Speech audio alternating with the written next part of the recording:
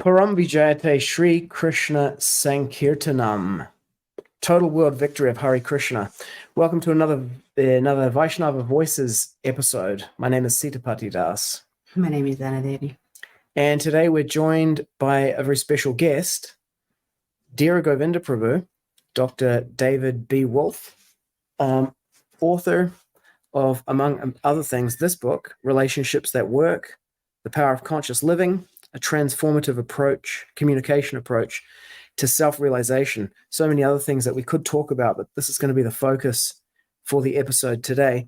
If you're watching live on Facebook, feel free to tag a friend or 10 in the comments to let them know about the stream. I'm going to share the stream onto my profile, actually, so that it gets a little bit wider. Here we go. So it says we're live. I'm going to share it, and then I'll tag you in it as well. Share to feed. Public. Done. Tag Anadevi in here. Okay, and also another thing that can help us out is if you subscribe to our channel on Rumble, if you have a Rumble account. That way we can stream these videos as a backup to Rumble in case anything happens to one of the platforms, so we have an archive on them. So without further, anything that you want to say before we start? Yeah. Okay, so without further ado, I'm going to bring on His Grace, Dhira Govinda Prabhu. Hare Krishna Prabhu, and welcome to Vaishnava Voices. Hare Krishna, thanks for inviting me. Yeah, there's so many different aspects of Krishna consciousness, and particularly your contribution to Krishna consciousness that we could talk about. And today we're focusing on, particularly on your book, Relationships That Work, The Power of Conscious Living, a transformative communication approach to self-realization. But I would like to, I'm going to give you the opportunity to introduce yourself and create how you would like to be known by viewers for this episode. But before we do that, I would like to acknowledge some of the vast array of contributions that you've made to Krishna consciousness and why we think that you're, someone that people should hear from, not just in this area, but in many areas. So I've encountered you, first of all, I believe through the Satvatove Institute of Living, I think it is called. Satvatove Institute School of Transformative Coaching is a branch of that. Yeah. Mm-hmm. Okay, so yeah, I heard about you via that. We did a couples communication course with Atmananda Prabhu and his wife Bhakti Marga Devi Dasi, and that was really inspired and informed by that teaching practice. Mm-hmm. Gora Prabhu, disciple of Srila Prabhupada from Canada, a huge fan, always preaching the glories of the communication skills that you teach there. Then there's, quite aside from that, you show up in the Child Protection Office of ISKCON as one of the, I believe the first Child Protection officer, director. Yeah, we established the ISKCON Central Office of Child Protection in 1998, and I served as the director for more than 6 years through 2004. Yeah, so a huge contribution, pivotal aspect of ISKCON right there. And then again in the book changes. So we do a daily Bhagavad Gita class, our family. So Anadevi and I and our two children, Prahlad and Isabella, we kind of rotate. And every day we go over one verse from Bhagavad Gita and we compare the first and second editions.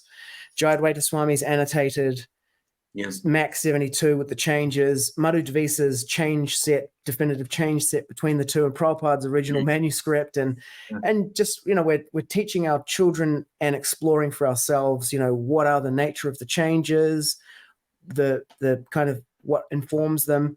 We've been looking at it from the perspective of, given the claims that are made about why and how these changes were done, do the actual changes that have been done match what's on the box? Or is there a scope creep there? Is there a discrepancy between what's been said is being done and what's actually being done? So we've been looking at it from that aspect. Yeah.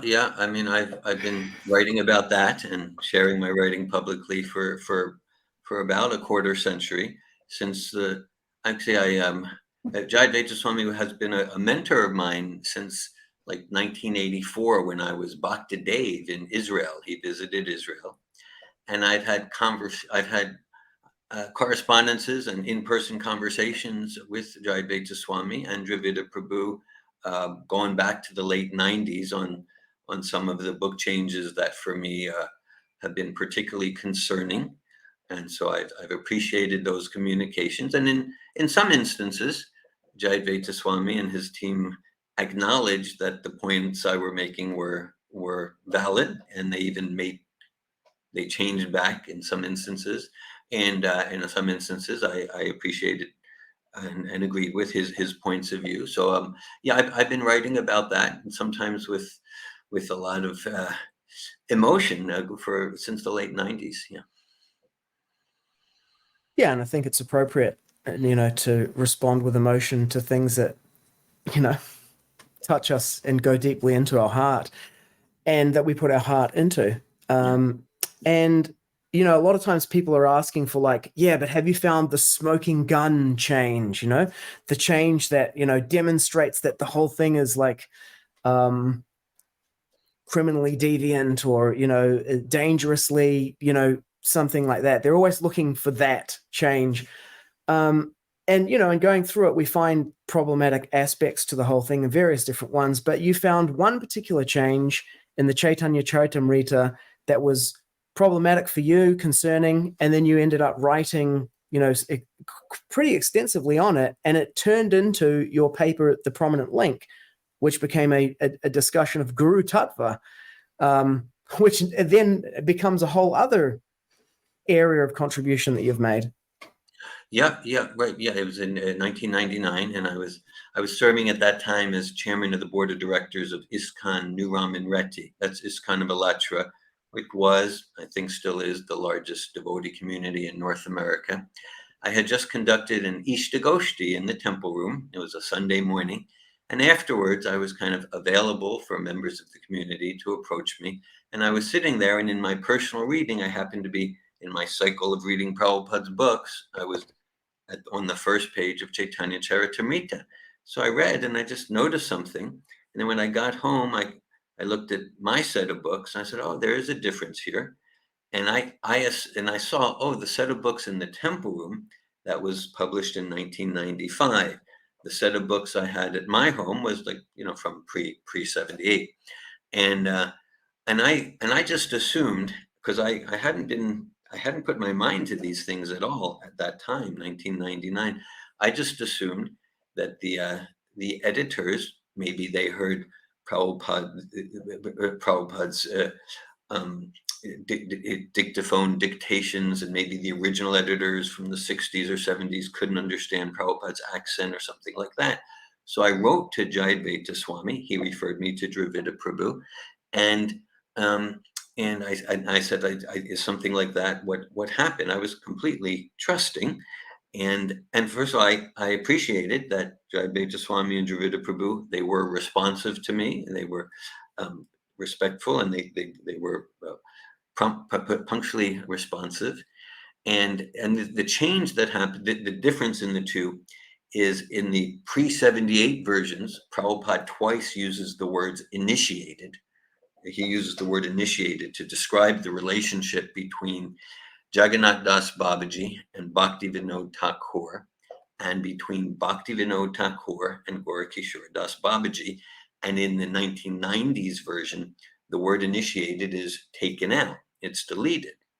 And Dravida Prabhu and Jayadvaita Swami explained, they said, no, it wasn't a matter of the editors not understanding the accent. It certainly wasn't a matter of English or punctuation. Prabhupada's, the pre-78, the English is fine, the punctuation, the grammar and all that. They said that what they wrote, and they wrote it like very straightforward. They said, Prabhupada's use of the word initiated, I'm slightly paraphrasing because I don't have the letter right in front of me, but I have published the letter on the internet. They wrote, Prabhupada's use of the word initiated, it doesn't conform with our understanding of the word initiated in ISKCON today, according to this. So we deleted it.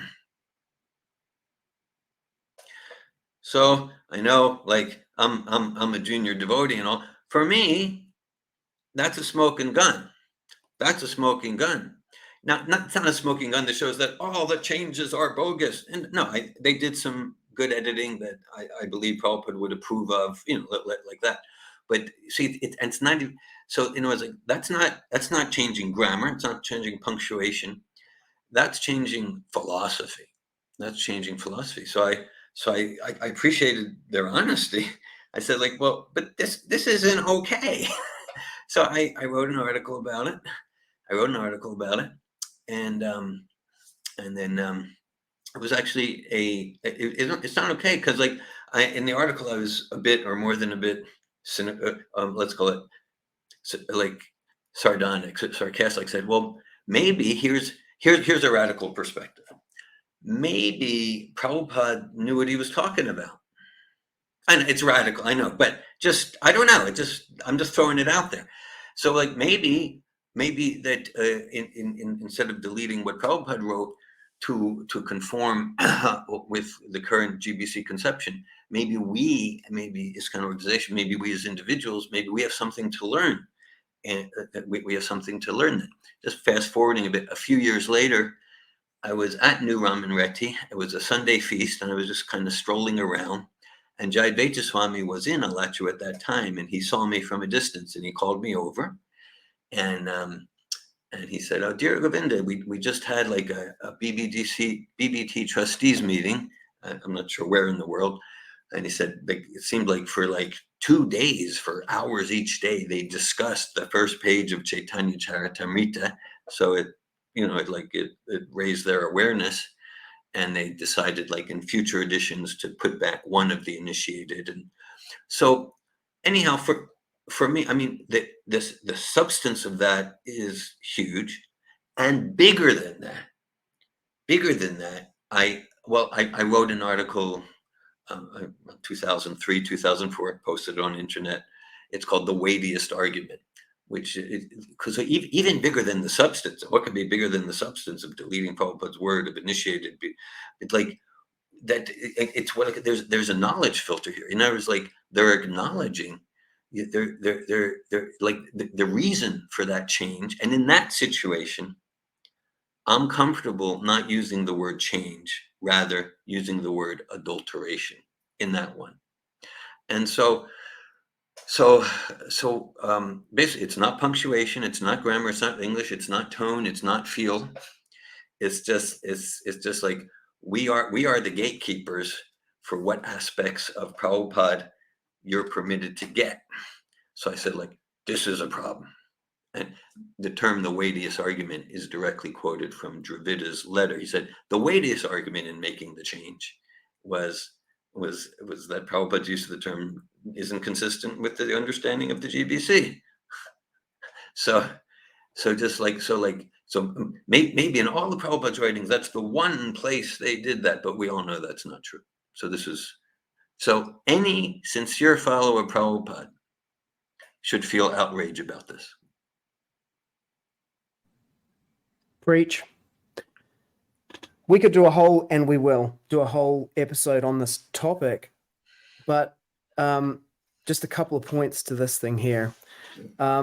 First of all, as we've been going through it and looking at the changes, it seems to me that although the expressed philosophy, doctrine is closer to Prabhupada, the actual mentality informing the editing, as far as we can tell from analyzing each of the changes, is that it's more consistent with a doctrine of better than Prabhupada, which includes sometimes, and maybe even a lot of the time, closer to Prabhupada. Like, we'll take it closer to Prabhupada's manuscript to remove the first edition editor, but that's as a subsidiary to better than Prabhupada, because in cases where they think they know better than Prabhupada, they will erase the first edition editor and Srila Prabhupada's manuscript, invalidating both of them, to put in something that they say is, although Prabhupada wrote this is even in the first or second chapter of the Gita, although Prabhupada wrote this, it's the wrong word. This is the actual word that he meant. And I just always remember Srila Prabhupada in conversation with someone, and they were talking about either what Krishna or what Jesus, had said, and this person said, well, what Jesus or Krishna meant was, and Prabhupada just cut him off and said, we don't care what he meant. Yeah. We only care what he said. And I'm like, as it is, baby. That's the hermeneutic, as it is. Yes. Yeah. Well, I appreciate that you and your family, you're putting your intelligence to this threadbare, to use a word that Prabhupada liked to use. So important. It's we can't overestimate the importance in terms of the legacy of Prabhupada's movement to preserve, maintain the authenticity of Prabhupada's Vani, his books. And thank you, Prabhu. Thank you for that acknowledgement. It's really a function of my wife's sincere passion for Srila Prabhupada's teachings. That's really kind of like empowered that aspect of me. And then the second thing is this idea of the knowledge filter. I see it essentially as the knowledge filter that's described in Hidden History of the Human Race or Forbidden Archaeology by Michael Cremo and Richard L. Thompson. Yeah. Same kind of thing, no? Same kind of thing. Yeah. Nice comparison. Yeah, just like so like the vast majority of people on the planet, especially the educated, like it's difficult to like just openly, freshly consider the actual evidence as it relates to the idea of Darwinian evolution or life coming from matter because of that of the knowledge filter. And that's a good comparison. I think it's right on. So Satvatove, Child Protection Office, book changes, and then so there were two aspects to that. There was like, hey, there's this knowledge filter in action, there's this specific instance of it here, and that reveals like some philosophical understanding that's present in Srila Prabhupada's books that contradicts, the currently held understanding in ISKCON, which is a mutable thing, whereas the books are meant to be immutable. And so from there, you said, well, let me examine the philosophical difference, and then you produce your paper, The Prominent Link, on Guru Tattva. Yeah. I mean, a little bit before I discovered that change on the first page of Chaitanya Charitamrita, I discovered that in 1999. In 1998, I started writing about Guru Tattva and Prabhupada's potential relationship with all members of the movement. I started writing about it.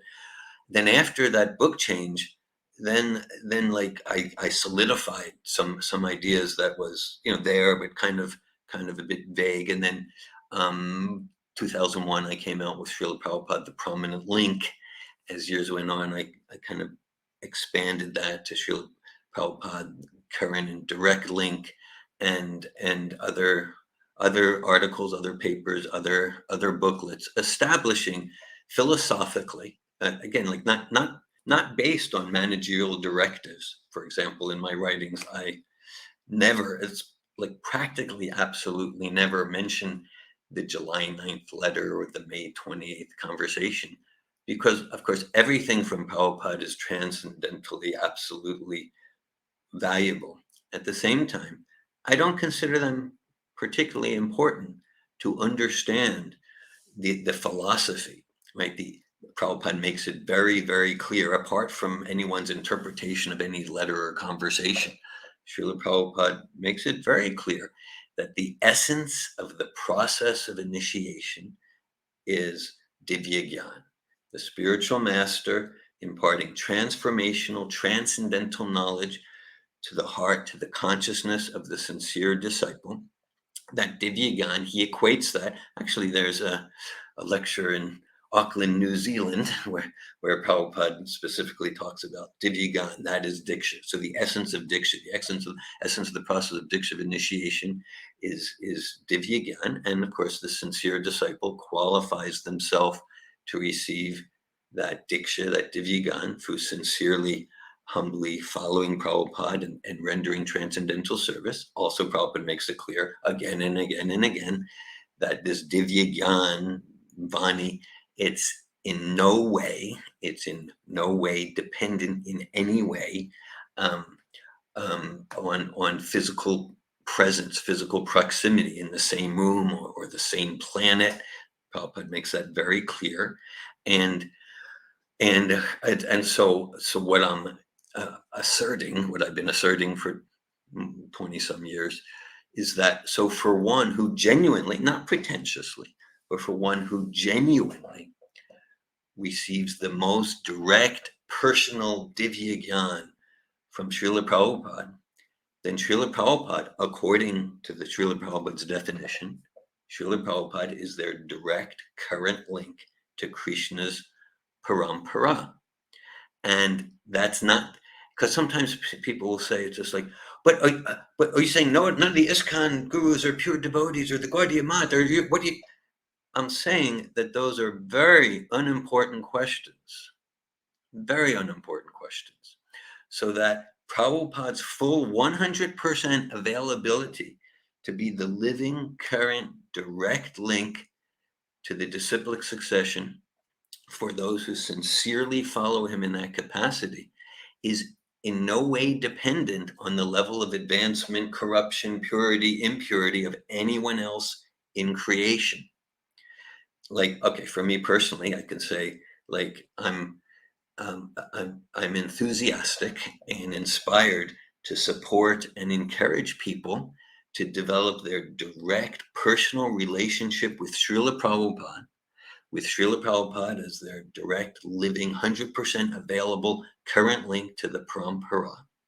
And if I knew there was a pure devotee in India or New Zealand or California, or 10 pure devotees or 100, then what I would do is I would enthusiastically encourage people to connect with Prabhupada as their direct current link to the parampara. And I'd support them to develop that relationship with Srila Prabhupada as their Diksha Guru in the essential sense. What I'm saying is, I would do the exact same thing regardless of the level of purity. It's like, it's not like Prabhupada as one's current direct link is a default position until a pure devotee comes.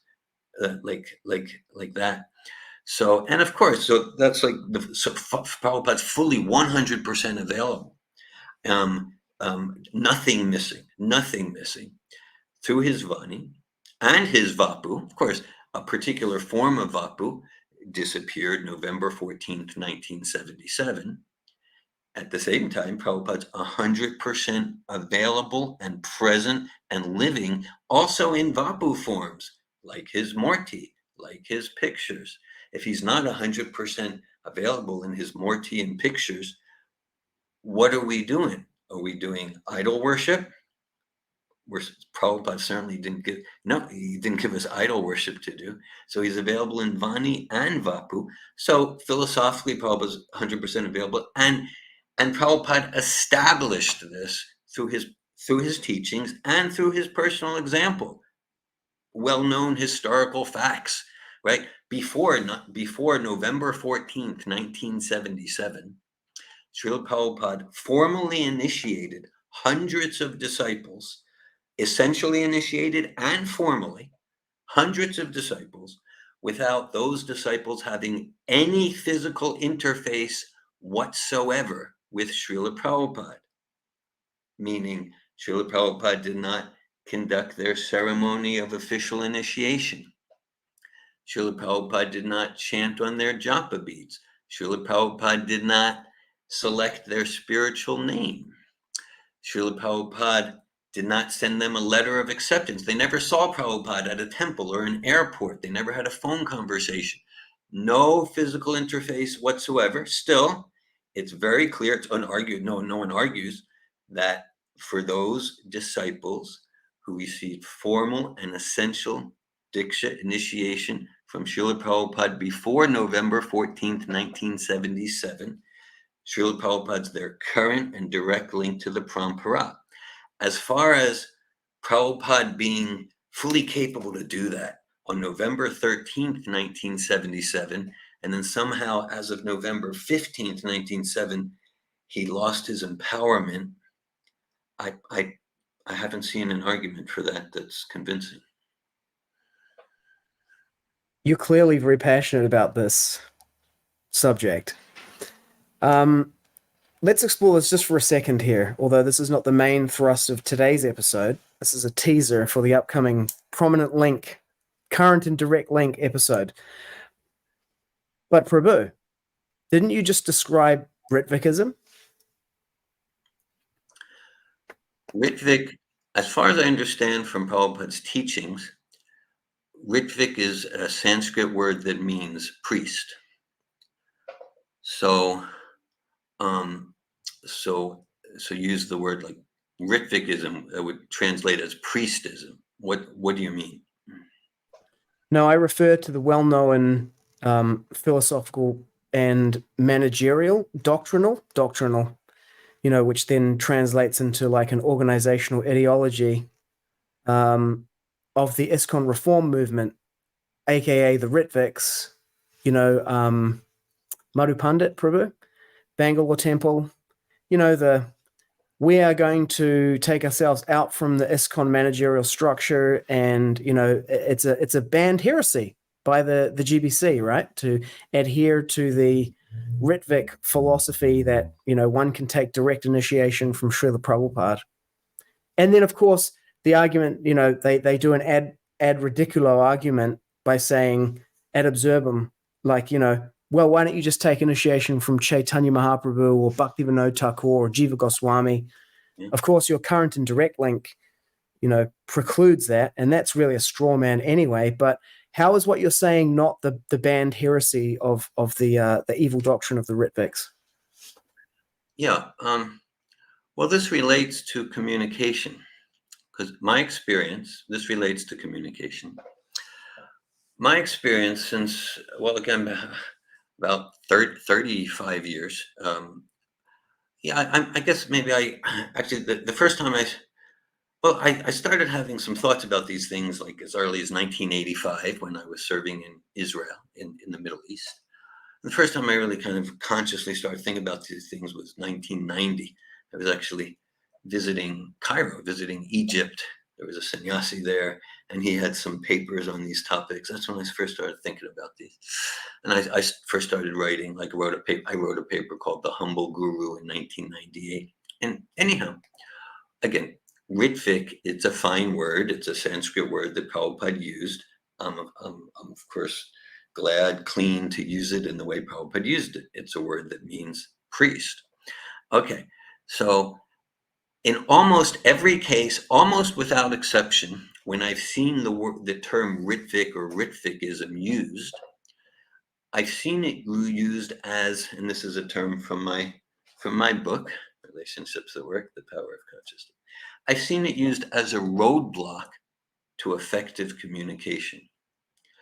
I am enthused and inspired to engage in conversation about Guru Tattva or any topic in a way that deepens my understanding of Prabhupada's Siddhanta. Perhaps what I have to share will deepen someone else's understanding of Prabhupada's Siddhanta, and that way we're engaged in true Sangha and dialogue that enriches realization and understanding. And then in most cases, in almost every case where I've seen the word Ritvik used in conversation or in writing, I've seen it used in a way that blocks genuine communication and genuine exchange of ideas and understanding. Okay, so that's one thing I want to say. So as far as, well, certainly the GBC has banned me, and they've banned what I've, but as far as something called Ritvikism, I mean it seriously when I say, like, what do you mean by that? Because it seems like I'm not interested in labels or categories. I'm interested in the eternal, inviolable, timeless principles given to us by Prabhupada, and to enhance and refine my understanding of them. So, like, I spoke for a few minutes with enthusiasm, and I'm glad to hear in what I spoke, I'm really not interested, but it's labeled this way, it's labeled that way. That doesn't really interest me. I'm interested in what I spoke, what aspect of it is not aligned with Prabhupada's Siddhanta. Now, and what aspect of it is aligned? And what am I missing here? And if we go to kind of like labels, then I'm not sure how conducive that is for genuine productive exchange of ideas. You're a dangerous heretic. You need to be put to the stake and burned. Free thinker outside of the box. I'm being facetious, of course. Thank you. Yeah, back about 20 years ago, I had a lot of positions in the ISKCON organization, even more than 20. And some devotees, they were referring to me as the most dangerous person in ISKCON. That's the title of the episode, right there. I love it. Hare Krishna. I love what you're saying. We had Swami Padmanabha on yesterday, speaking about being outside of the box and the labels. You know, his whole book is radical personalism. Personalism. You know, and it really is impersonal that we would slap a label on it. And, you know, I listened enough to be able to identify what you're saying as something that kind of sounds like this thing.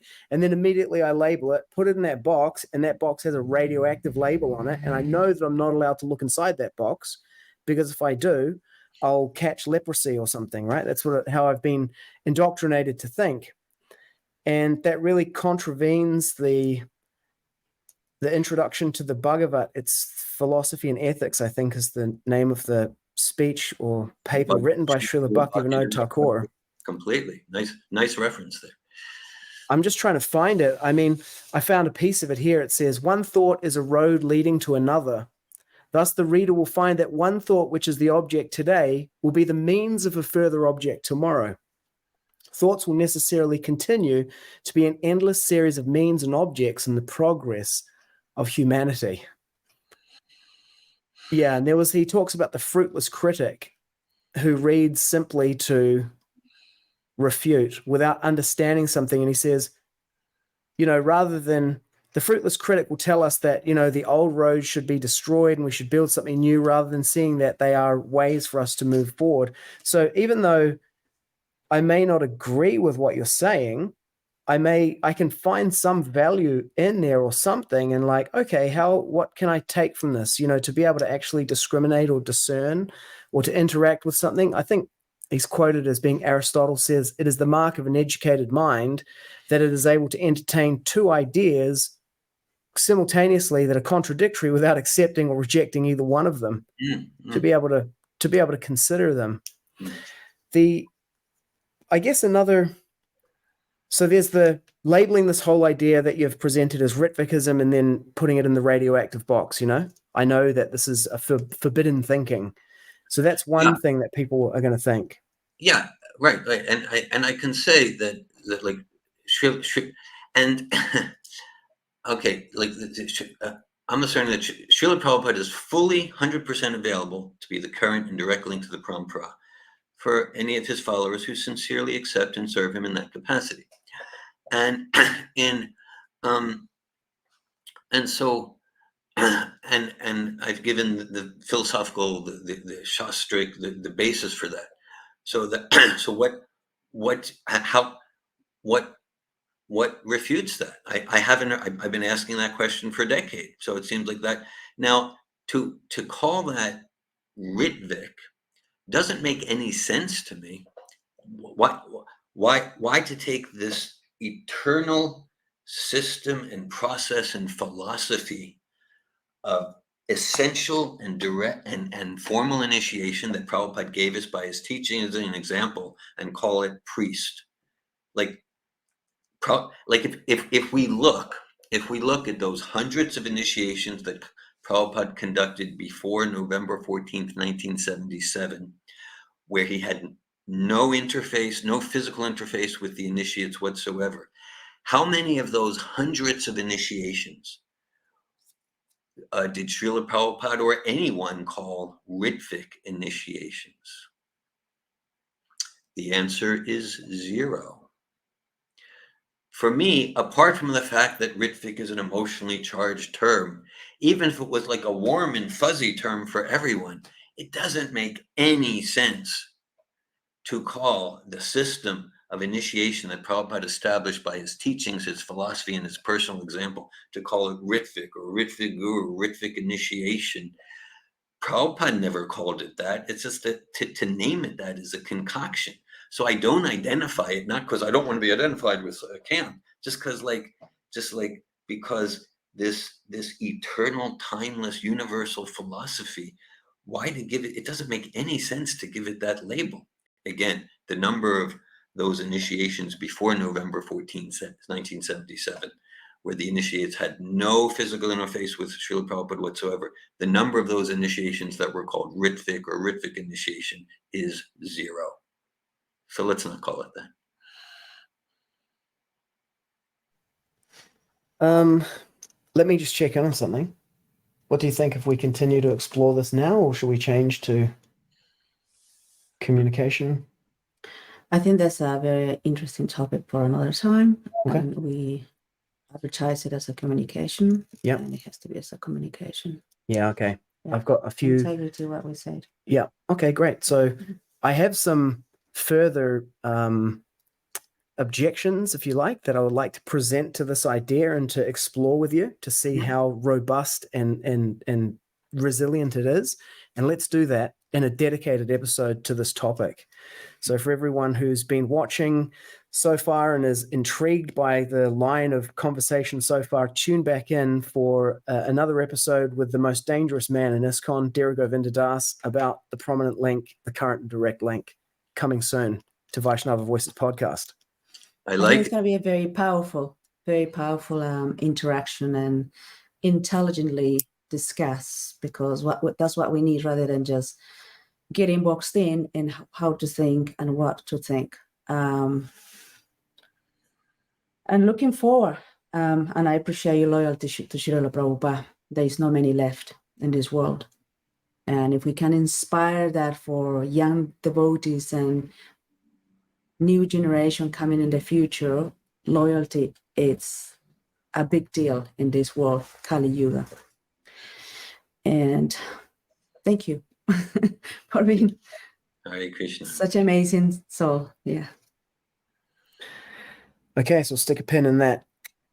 So I think these are the main contributions. This is an extended introduction here that I'm aware of that you've made. So, you know, we began with the Satvatove Institute, the communications curriculum, the book, Relationships at Work, the Power of Conscious Living, the Child Protection, Central Child Protection Office, first director, the book Changes and Editing, and then the philosophy of Guru Tattva. Is there anything that I've missed? Is there another area of contribution that you've made that I don't know about yet?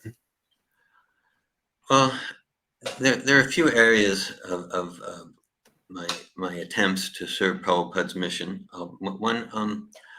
Actually, the first book I published is called Krishna, Israel, and the Druze, an Interreligious Odyssey. And so, back late 80s, early 90s, we were leading a team of Sankirtan devotees in Arab villages. And for about 2 years, we were actually amongst the largest book distribution teams in the world, and we're distributing to Arab populations in the Middle East, particularly Israel. And specifically, we discovered a population called the Druze. That's different than the Jews, Jews and Druze. And so the Druze, they're like they're a transplanted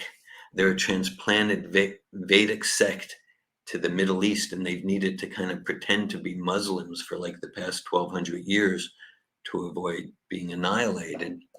And they were, we distributed profusely sets of Prabhupada's books in Hebrew, Arabic to the Druze population. Their minister of education in Israel, Salman Falach, he purchased more than $15,000 of Prabhupada's books for every Druze library in Israel. And he's one of the few Druze who was fluent in English. For his personal library, he got a full set of Chaitanya Charitamrita, Srimad Bhagavatam, all of Prabhupada's books. We had extensive interaction with their top worldwide religious leader, Sheikh Tarif Amin. Also, I'll mention that my PhD dissertation from the 1990s is entitled Effects of the Hare Krishna Maha Mantra on Stress, Depression, and the Three Gunas. So this was, one of the preparations for that was I developed something called the Vedic Personality Inventory.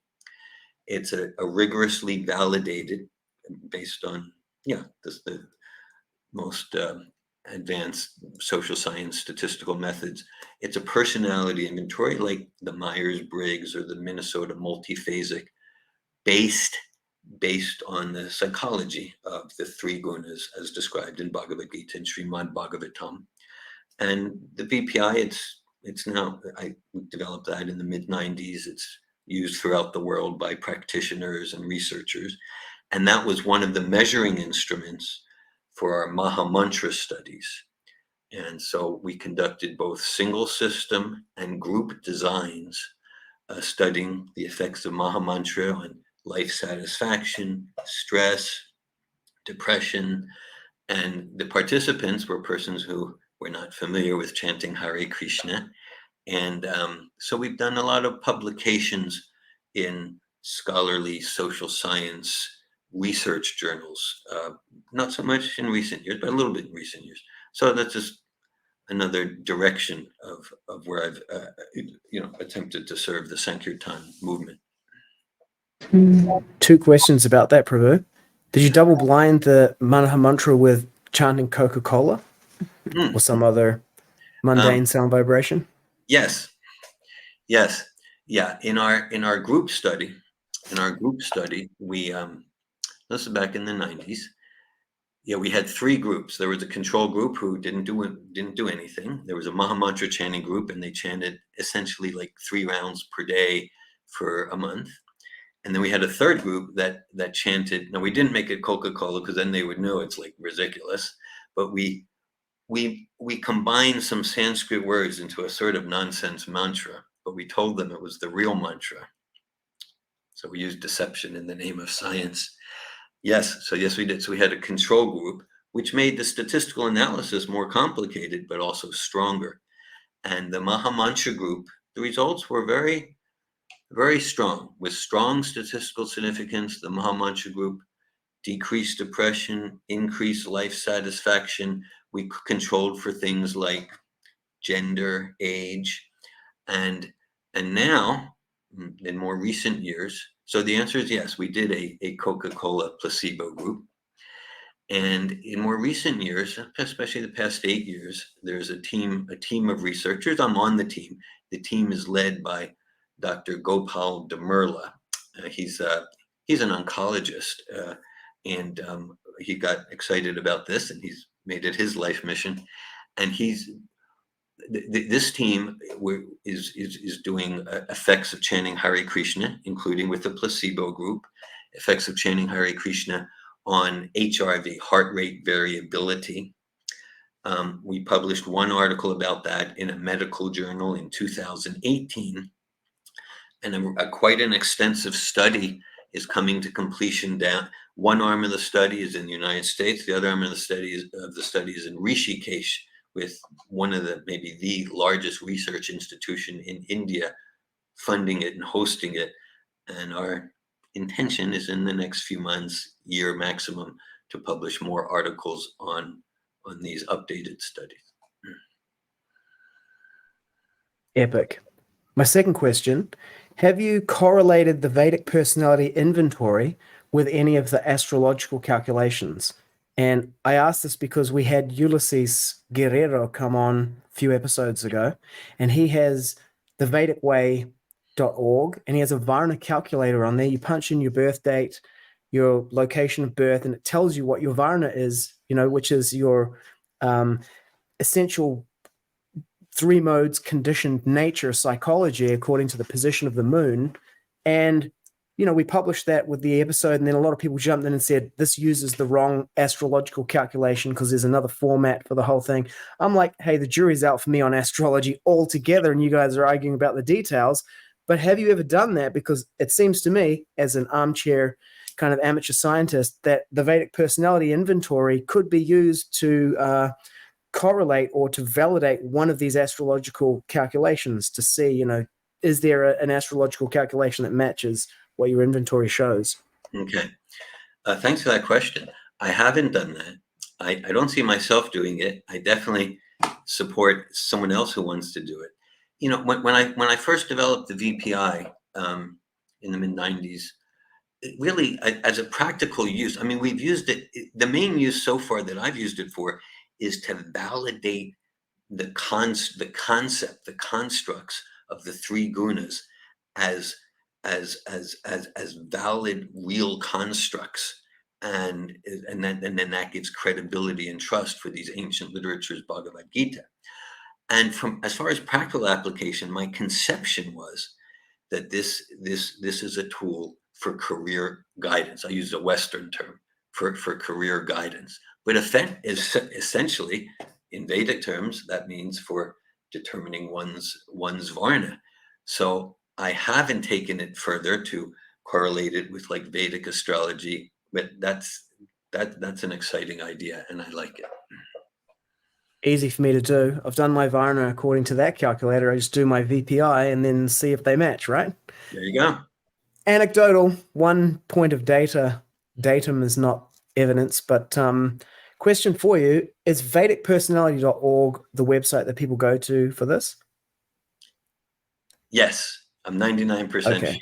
I'm like, Okay. I'm really not so conscious even of my own websites, but yeah, I think there are so many of them, and I can understand. Like, okay, so Krishna, Israel, and the Druze, your book from the 90s, your PhD dissertation on the effects of Mahamantra on depression and stress, and your Vedic Personality Inventory. Anything else that we have missed? well, I'll mention one more thing, and that might be a whole nother thing that will be in the future. But the past 25 years or so, I've done a fair amount of writing on Srila Prabhupada's disappearance pastime.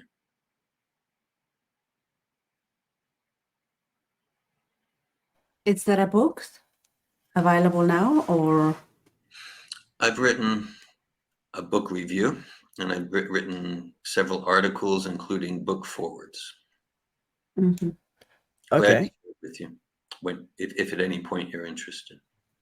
Would be awesome Okay. to read it. Yeah. Is this the Srila Prabhupada was poisoned area of inquiry? Based on what I've studied and researched since 1997, to me, and I'm a conditioned soul, to me it seems clear that there in 1977, Srila Prabhupada was given poison by persons close to him with homicidal intent. Wow. Okay. It will be a kind of powerful and kind of exposing all of this from the beginning. I wouldn't be surprised. Totally, I wouldn't be surprised that all of those things happens, because what we're seeing right now is like an evidence of why are you doing? What are you doing now? Yeah, I'm with you. I'm hearing, and I appreciate that you wouldn't be surprised. And that's, No. now the response I'm getting when I made a statement that I just made. I didn't do it for shock value. In fact, amongst almost everyone that I tend to hang out with, it's kind of assumed like, well, yeah, obviously. But yeah, more and more, the response to that sort of statement, that again, based on my research, and I'm a conditioned soul, and I'm ready to hear other evidence. Maybe there's something I haven't seen. It's to me, it's clear Prabhupada was given poison with homicidal intent. And more and more, the response we're getting from people who haven't necessarily looked into it is like, like maybe 20 years ago, it was like, what? That's shocking. Now it's more like, that might connect the dots. Like, yeah, like I wouldn't be. Just yesterday, I talked to someone who a devotee practicing for about 20 years. And he didn't look into this, but I just mentioned it. He said, just like you said, Donna, he said, it wouldn't shock me a bit. And that's more and more like the responses we're getting. Mm. Very appreciative. Yeah. And the leading words of a incredible acharya. You know, our son, what he had to say about it when I raised it with him, he's very thoughtful. He Who's just that? said, Prahlad Nrsimha. Prahlad Nrsimha. Yeah. So he just said, well, if you have people who have the means and the motive, you can't rule it out. That was just his take on it without looking at anything. I'm kind of like a follow the evidence kind of guy, follow the science, like the science. No, let me rephrase that. I'm a follow the scientific method kind of guy, not a follow the science guy. The science. No, I'm a follow the scientific method guy wherever it takes you, you know. No conclusion is off limits, and it's all thought experiments, right? So I think the thing with this, and is this a sociological commentary? I don't know.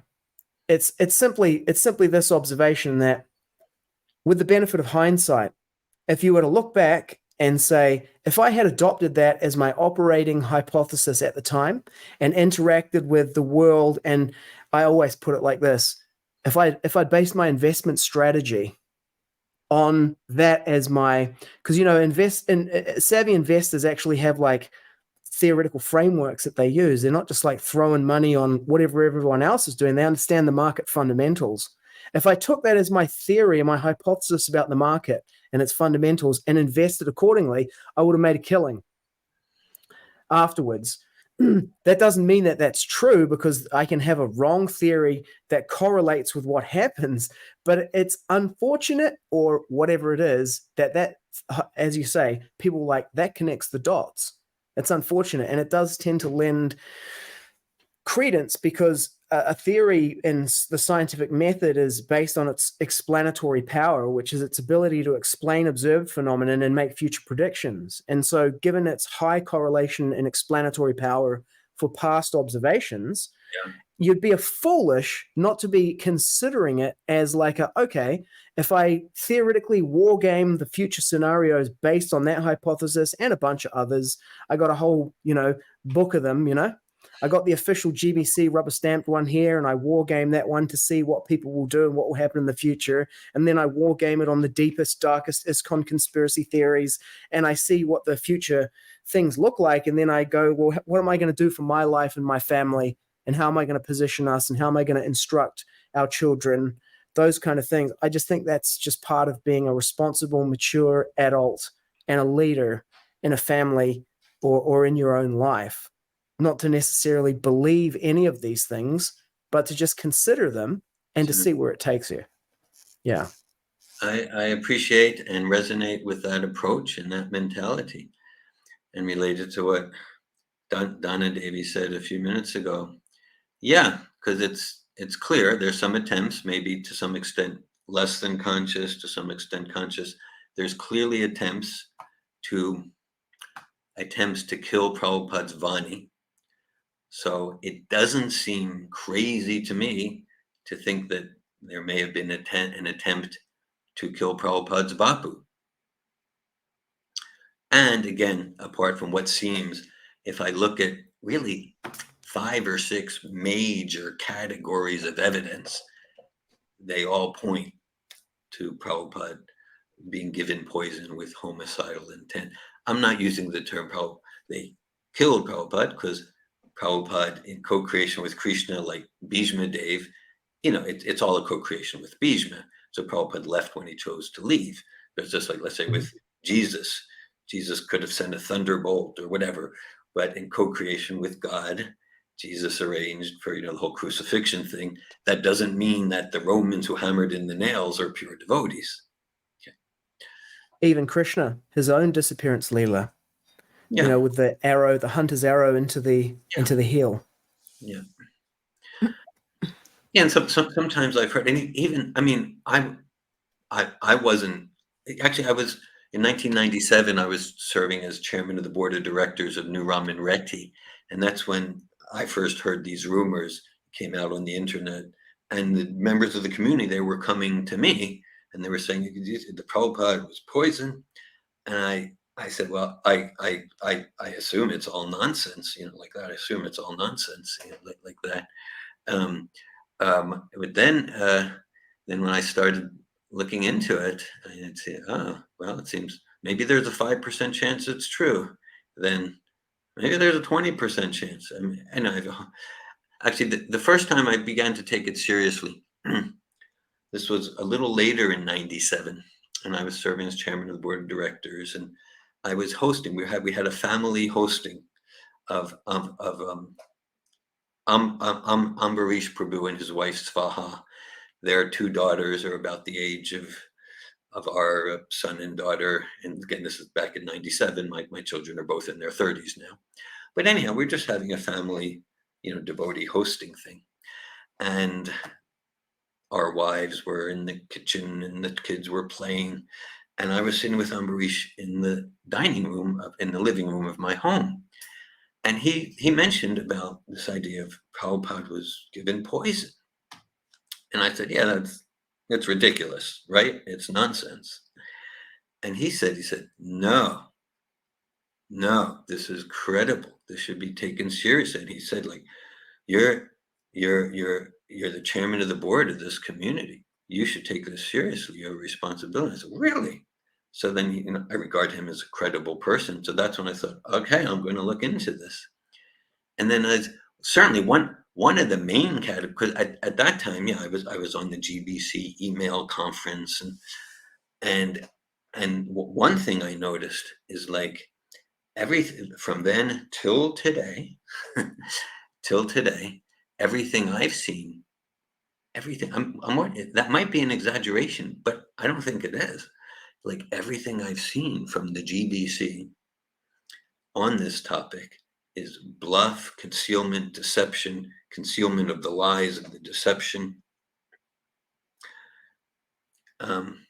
Yeah, and it's like even if we, I mean, this was about 10 years ago. I was speaking to a leader in ISKCON, sannyasi guru, and I was sharing about my perceptions about the evidence related to Prabhupada's disappearance pastime. So he said, no, I don't believe Prabhupada was poisoned. I said, well, then how come the GBC just keeps like blatantly like lying and concealing and changing their story and bluffing? And I mean, that's what they're doing. What else can you say? He said, well, yeah, they are doing it. I mean, his response to me, and this is a ISKCON guru, sannyasi, he said, look, Dhira Govinda, the GBC is a government.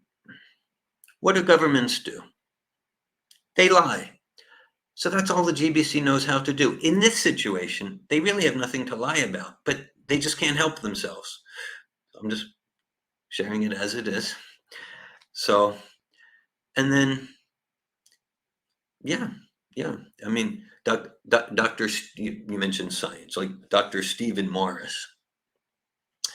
He was the, maybe still is, but he was the director of the nuclear reactor at University of Missouri, right? University of Missouri. So he's quite a scientist, and that he and the whole team, they would do a lot of hair analysis and like that, and they found in Prabhupada's hair, in several of Prabhupada's hair samples from 1977, they found on average 25,000% above normal cadmium. And of course, they compared that to Prabhupada's hair samples from earlier in the 70s, which had normal cadmium like yours and like ours would have. Now, I'm not saying like 2%, 20%, 100%, 25,000%. Top forensic professionals, top toxicologists say there's no way that got there other than deliberate poisoning with homicidal intent. And of course, that scientific toxicology result, it matches We don't need to even do a lot of search. Just look in volume 36 of Conversations with Srila Prabhupada. Prabhupada saying, even in the English, Prabhupada saying several times, someone is poisoning. Someone is poisoning. And if we get the Hindi and Bengali translated, then it's like at least 10, maybe a dozen or more times.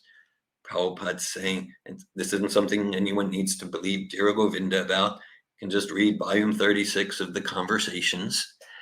And if you don't believe me, you can ask Tamal Krishna Goswami or Bhakti Charu Swami, right? They're right there, right there. There's that conversation. It's right there. You can hear the recording, read the transcript. Prabhupada's saying that he's experiencing mental distress. So, and this is in, I think it's either Bengali or Hindi. And It sounds like it could be an entire episode in and of itself again. Sure. We can checkpoint it there. I'd like to make two comments on this topic, if I may. Sure. I think the first one is that correlation doesn't equal causation. It's a well-known kind of, scientific principle. Yeah. And in this case, it could be along the lines of just because that as an explanatory theory makes a good investment strategy and explains a lot of things doesn't make it true. Is one thing. The idea that it came out in 1997, like, where did it come from suddenly then? Why not for 20 years before that? I've heard some devotees say, well, that's when the internet became available. So then it could, get out. Of course, another explanation for it is things went wrong for different reasons. And then this was the conspiracy theory that people developed because they have to explain why the earthquakes and the rain and the thunder came and destroyed the crops. And it's because we sinned against the gods. You know what I mean? It's like, it's a superstition. Like that's another explanation for the whole thing, which it explains that away. It's like massive incompetence, various, individual agendas. So there's that aspect of it. The other thing I think about this is even entertaining this as a possibility or a thought experiment.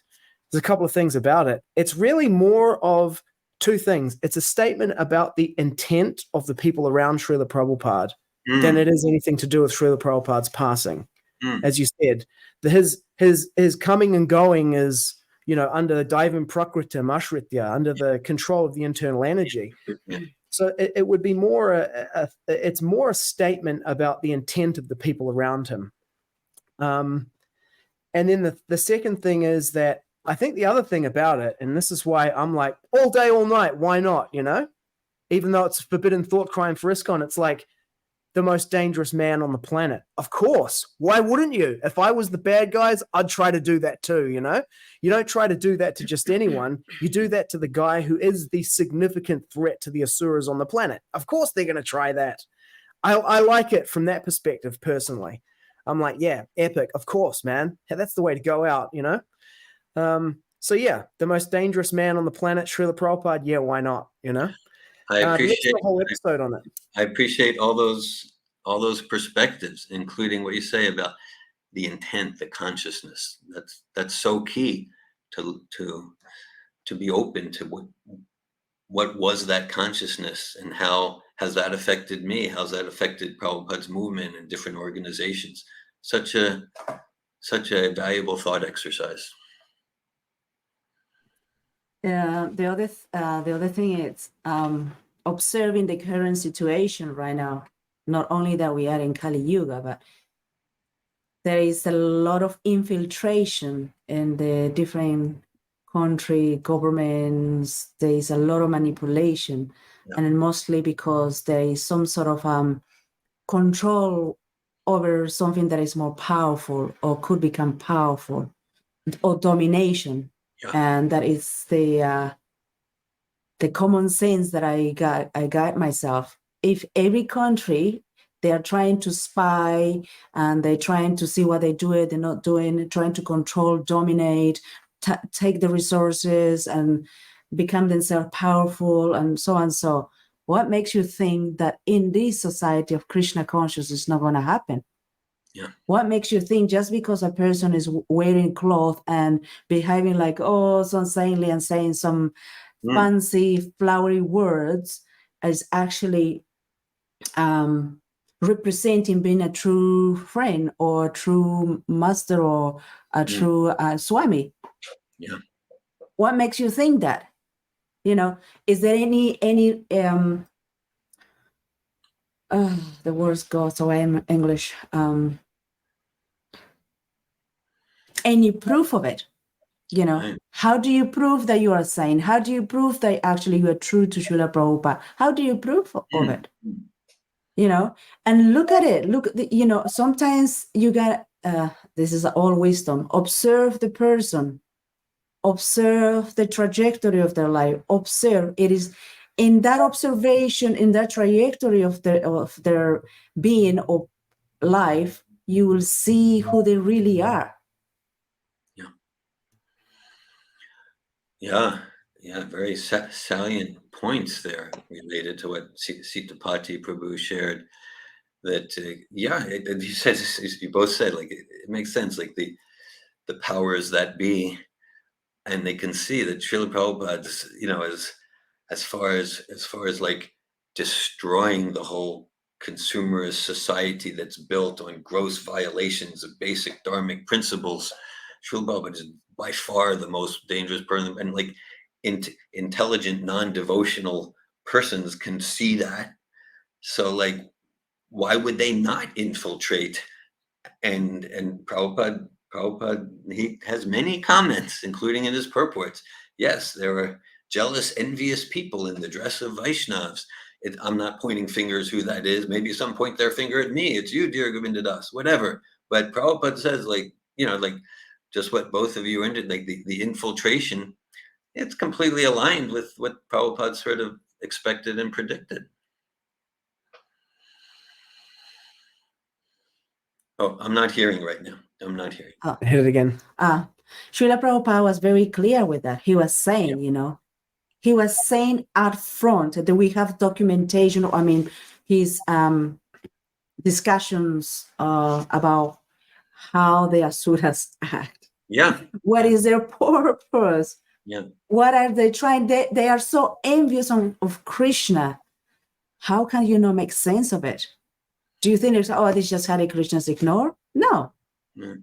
Yeah. They're not going to ignore anything because it's against their benefits or aim.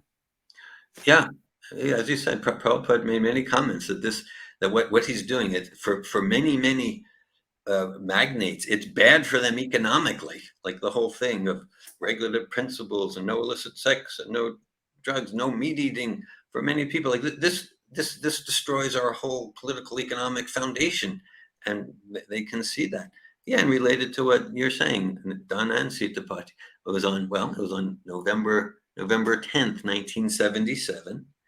And so Srila Prabhupada made that statement. Again, it's recorded. I'm not making it up, you know. So,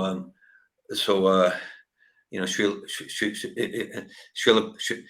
Prabhupada, you know, he was, you know, one of his caretakers said, okay, that, you know, Prabhupada, for you to go on parikram is suicide.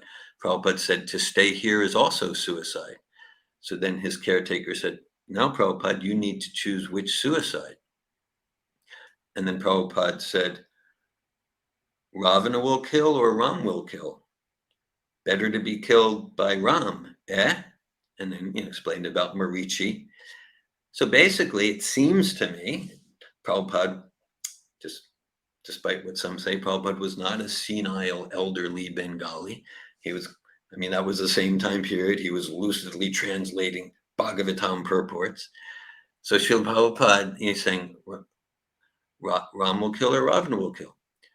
And he said, better to be killed by Ram. I mean, if he goes on parikram, if he, you know, it's glory to circumambulate Govardhan. So he's basically saying, like, there's Ravanas, there's infiltrators, there's Ravanas in the camp here. There's and even directly illustrating some of the details you gave, Dana Devi.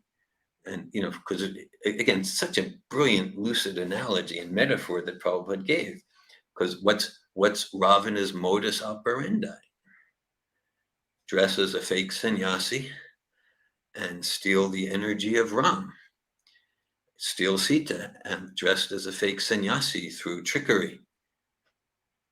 Prabhupada, in my opinion, he knew exactly what metaphor he was using.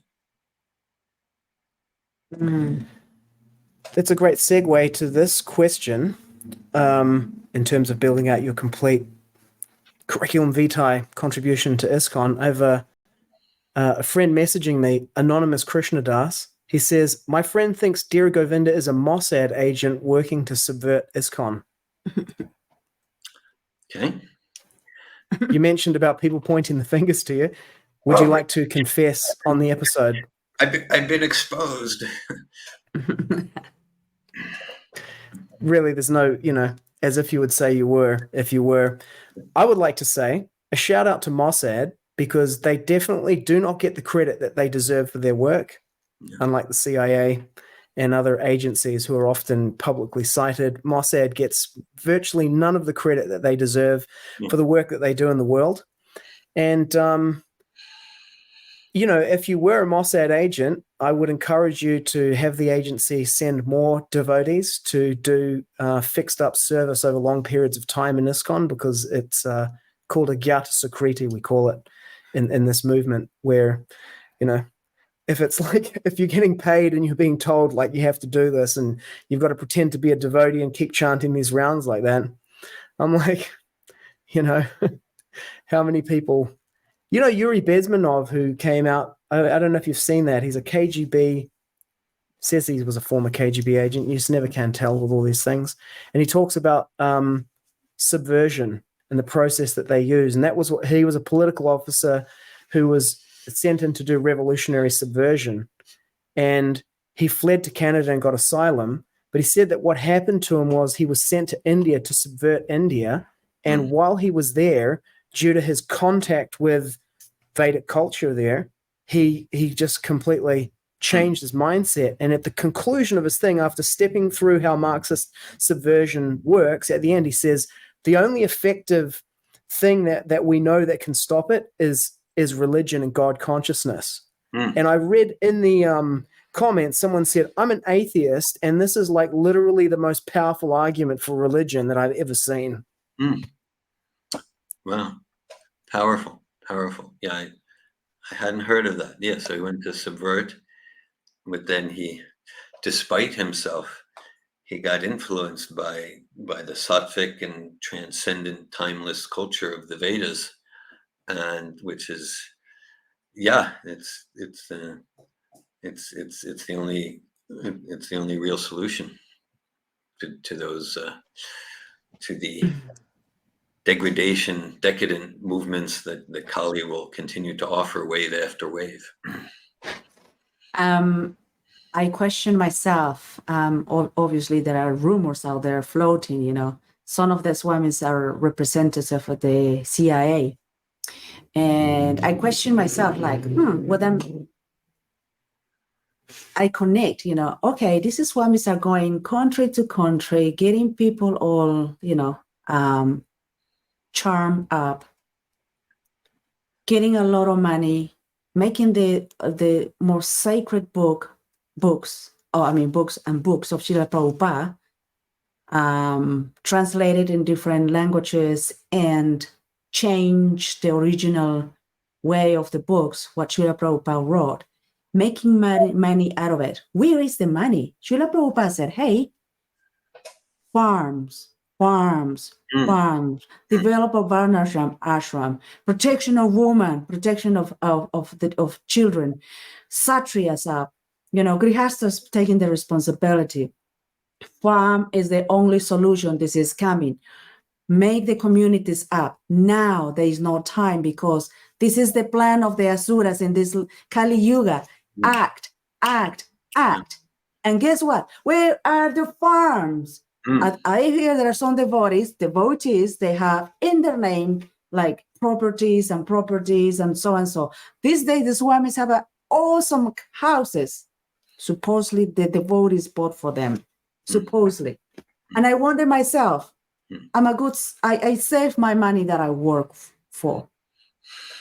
And I can see the small money that I say, okay, if I see every day this amount of money around the world, I will make a huge amount of land for Srila Prabhupada.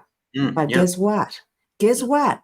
Is there any transparency here? This is how much it's going. This is what we're doing. Is there any such a way? Because before, as like we can see all of the devotees coming forward, the pioneers in book distribution, their love and their passion, that intensity of being in love with Srila Prabhupada. They didn't care about the money. You know, they're just like, I don't care about counting, just sending them. But I just care about how to please him. I just wanted him to give me a smile and say, you are, you know, this fatherly love thing, good that you're doing that. They're just so working for that. And guess where we are? Where is the money? Where are the farms? Where is the protection of women? Oh, guess what? What is the present moment that is happening? Children are getting raped. But those saffron guys, and they're doing such a big show of yajna. Yeah. You know, oh, we have to do this, oh, this, and come on. Can devotees not see this is just a complete farce? It is, yeah. Well, your questions are important questions, very, very uncomfortable questions. And I mean, as far as your last question, which I know is kind of rhetorical, but my sense is each year, practically each month, I think more and more sincere followers of Prabhupada are seeing that it's a complete farce. I don't know what the percentage, but it seems to be growing. Because people like you, Prabhu, are doing this. You know, there's one example. It only took one person, one lady to speak up and say, this is happening with me, with this person. And another person comes and another person comes. Because you know what? It's the power of speaking up. Why are we allowing ourselves to step up? We don't carpet of any of those 5 or 6 or 7 or 10 or 11, what they call saintly people, whatever people that are right now. Why are we allowing ourselves to step up? Where is our God-given intelligence? What is our God-given self-respect for ourselves? Where is it? Yeah, and that's it. And it's inspiring to see how, like someone speaks up, it starts some sort of snowball.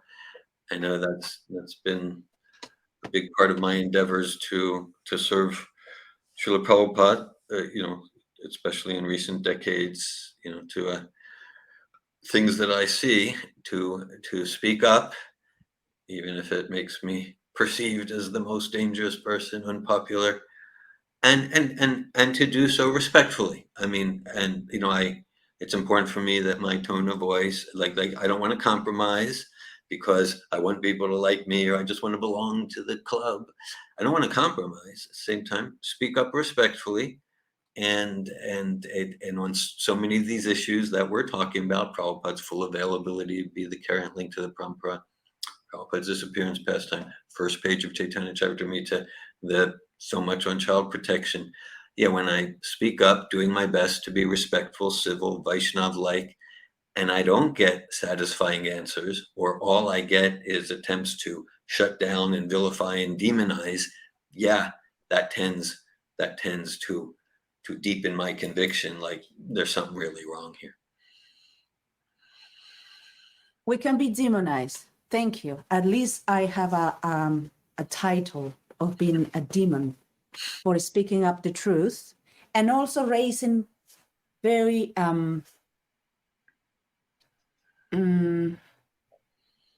valid questions. Yeah.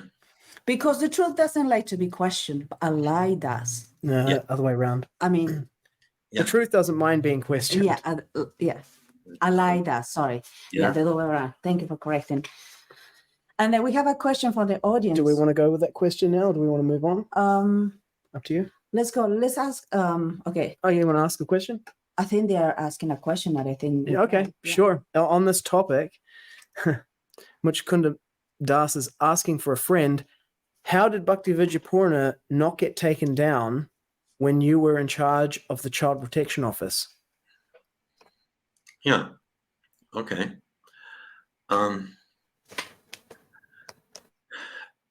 Taken down. Okay. So, I mean, we can look at what do we mean taken down? So, well, he did. He did get taken. He got taken down 7 years before we established Child Protection Office in 1991. Yeah, he got taken down, and then he got reinstated in the same position with access to children and supervision and power. And then that happened again.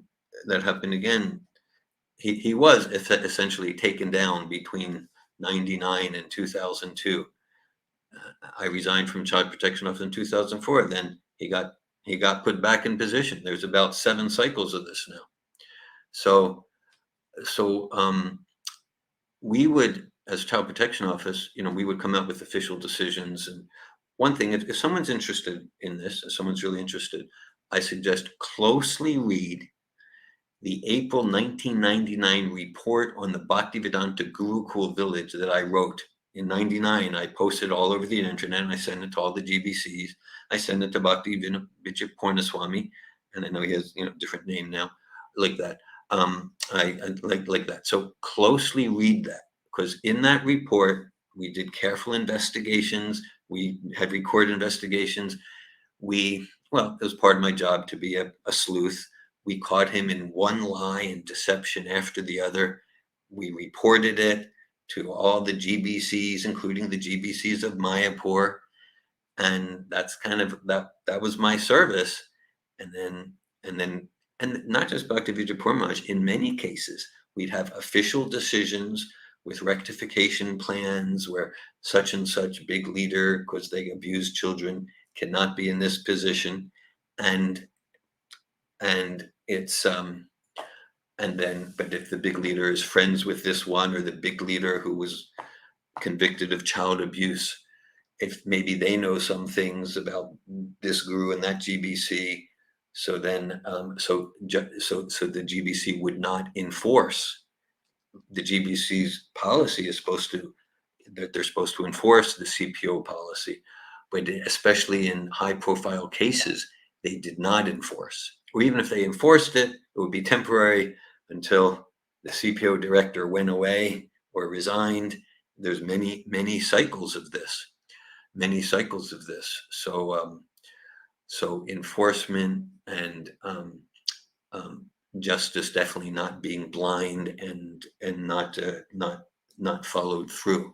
So personally, again, I feel very good and strong about the 1999 report. Someone read that. I sent it to all the GBCs at that time. I could give names. I had personal conversations with them and saying, like, look, obviously this person, it was right there in the report, should not be in any sort of Brahminical position, certainly not any contact with children.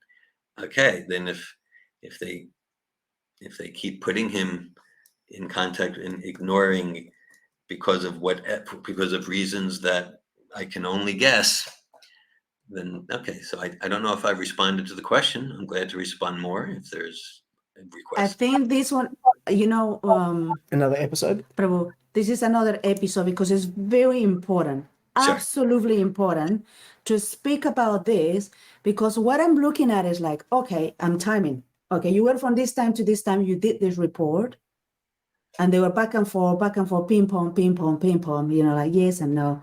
And then you went away, the guy reinstated. Yeah. During that time, who was the main person in the GBC, or the main people in the GBC? They are responsible for that. They're accountable for that. Yes. This is black and white to me. It's like, okay, like for example, I'm a mother. Yeah. Or let's put an example. At my work, I'm responsible for a certain amount of people, their job, what they need to do, and all of that. If there is a complaint, I have to follow through, make sure everything is corrected. I have to document everything. I have to give it to the boss and say everything has to be documented, because I don't like to be presented as a neglectful person in my job. I don't. Yeah. So it's black and white. And now, personal accountability. Yeah. exactly. And now we're having this bunch of swamis. They're reading the scriptures. Oh, Krishna this is, and Krishna says that, and you have to do this, and you have to. Excuse me, what did you just say? That we have to, but you don't. You don't. Yeah. Yeah. This is. So it's applicable for the devotees, but for these people in such a position, they're untouchable. No way. This is a key point.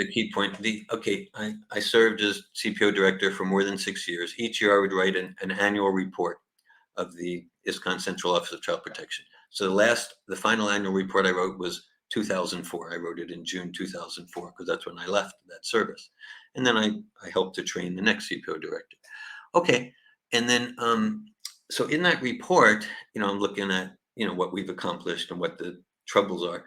So I have a big section called Culture of Accountability. It really should be called Culture of Non-Accountability, because what I'm pointing that in the system, and not just Mayapur or India, worldwide. In fact, I give examples in that report. If someone's really interested, read it. I give examples, and those examples relate to North America, child abuse cases, where there's fierce opposition, even to the fierce opposition in the organization, fierce opposition, even to the principle of personal accountability. Now, in saying that, I'm not saying, and I wasn't saying when I wrote that in 2004, I'm not saying that no GBC member, no ISKCON leader is ever accountable in the field of child protection or other areas. In some cases, in an individual basis, they acted responsibly and with common sense and like that. Systemically though, yeah, like perfect example you just gave. So who are the supervisors? Who are the GBCs who reinstated Bhaktivedanta Purna Maharaj again and again to have supervision over children, with children raped under supervision, of course, him personally sexually abusing, and they know about it. I shared the report with them. Who's responsible for that? I could give names. I'm not going to do that right here, but that's the question. And there would be several times in my capacity as Child Protection Office Director, I'd write to individuals, I'd write to the GBC as a whole, ISKCON leadership as a whole. Well, I would point out a particular situation where children are being harmed or under threat of harm, and it's just gross negligence, just gross lack of common sense or decency. The generous explanation is these are just fools. There are less generous explanations. We won't go there right now. Just put it out there. And I would. Oh, I will. I'll go there. Yeah. As an intelligent person who likes to get things done, if I were to turn to the dark side, I would immediately take advantage of that, because these people now will be operating on a different basis than the explicit basis of the organization. So if my goal is to subvert the organization, I'll keep them in place, and I'll use that to develop a network within the organization of people who are personally loyal to me and who rely on my protection. And now I'm doing my own thing inside the organization. In other words, they don't have to be doing that deliberately, but someone who is intelligent and, working for Mossad or whatever is going to take advantage of that. You said it, I didn't. So I humbly, respectfully, I believe, I would ask, I said, in this current scenario, I'm just asking, I'm just requesting some personal accountability. I'd get the responses I would usually get would be, you're requesting personal accountability. Well, Dhira Govinda, you might not get it. I mean, they were just indignant that I would even dare ask for personal responsibility, personal accountability. Just like that's a direct. You might not get it. How dare you ask? That's the systemic culture or anti-culture. I would not be surprised. Let's do a whole I episode. would not be surprised. Absolutely not surprised. Vindictive, narcissistic, psychopaths. Me, and myself, and my fame, and my, statue and Profit, adoration, and distinction. Profit, adoration.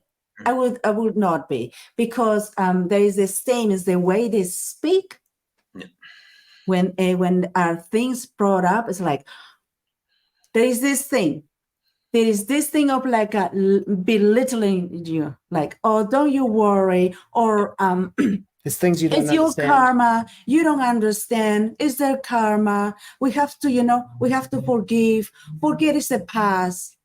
The people that speak to you when they say, no, forget is the past. Yeah. Nothing to worry. The people that we have to be extremely highlighting warning sign. Okay, let's checkpoint this for a future. We'll do a Sure. whole episode on this.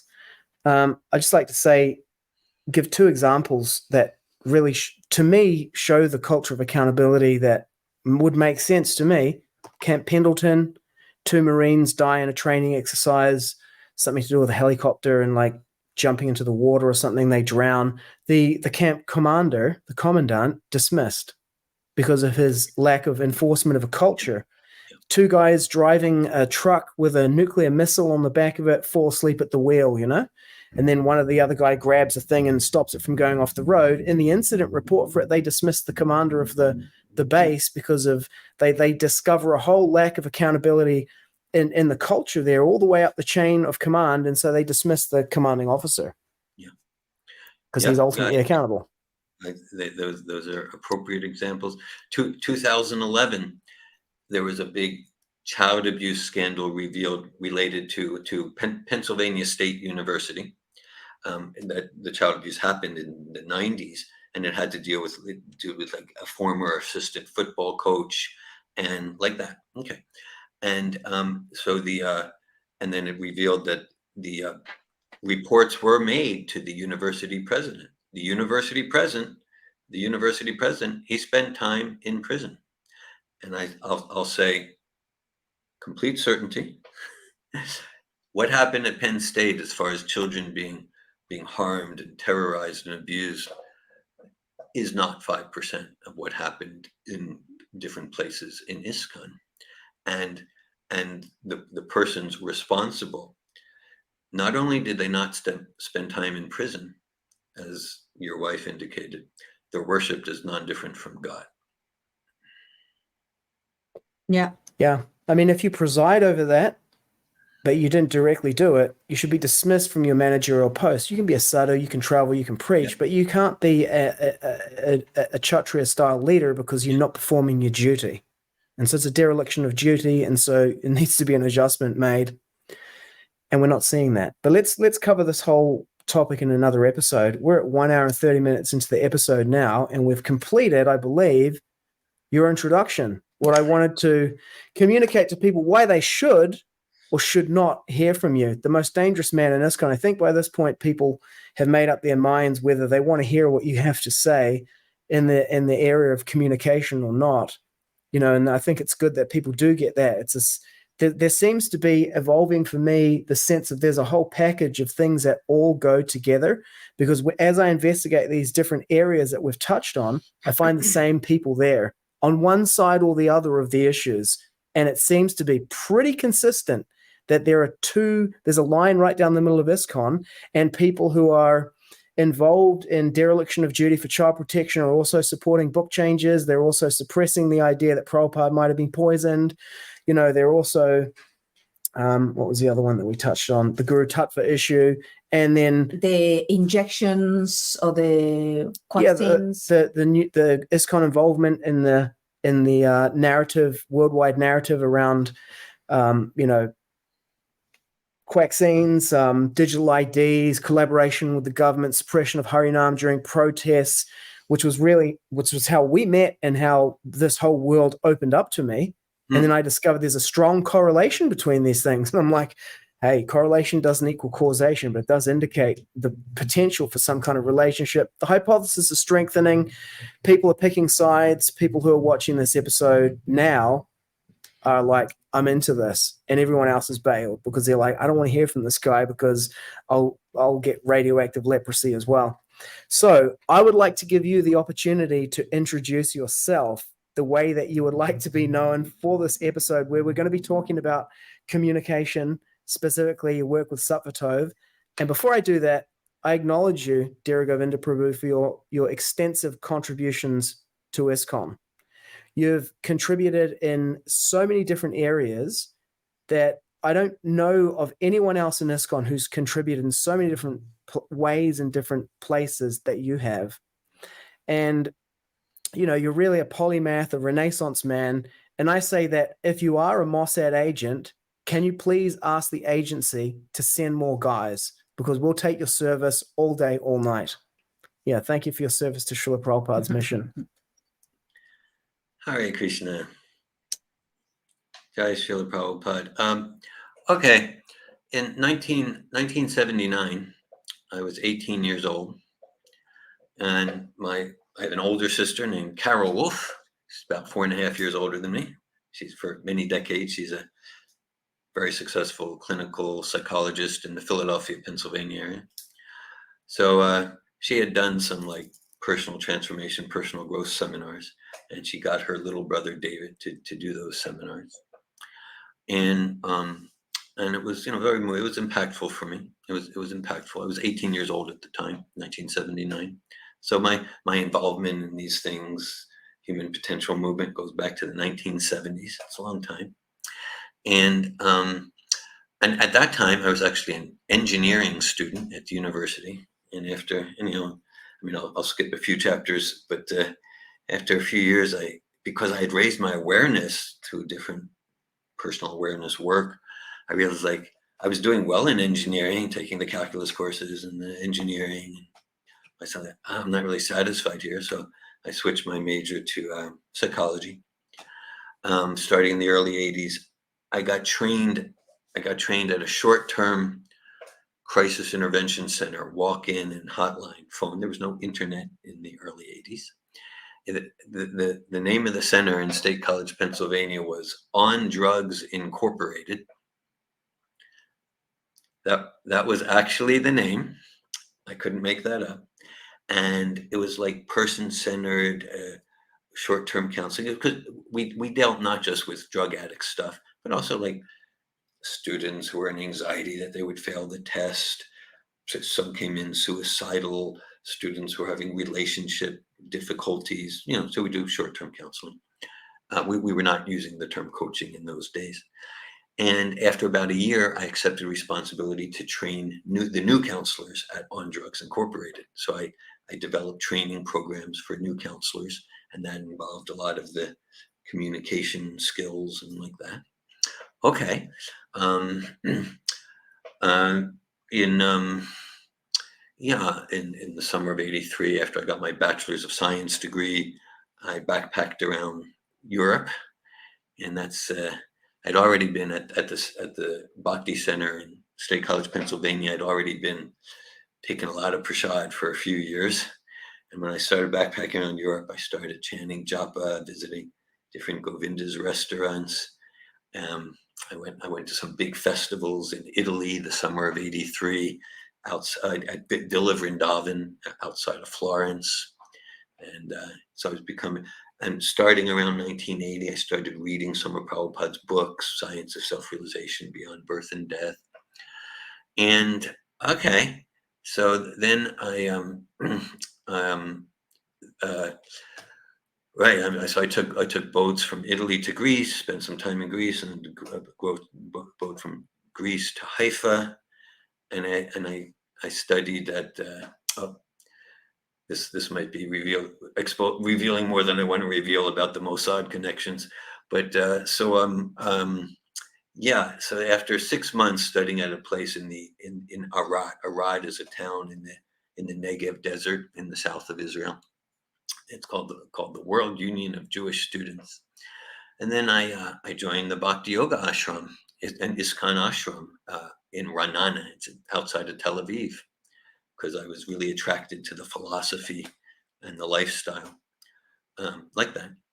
And so this is just a bit of after about 2 months there, I went back to visit my family in the Philadelphia area, and I got kidnapped. And this was in '84. I got kidnapped and by deprogrammers. Maybe heard of deprogrammers, but anyhow, in the 1970s. So I convinced them I had seen the light, and I escaped. Okay, went back to Israel.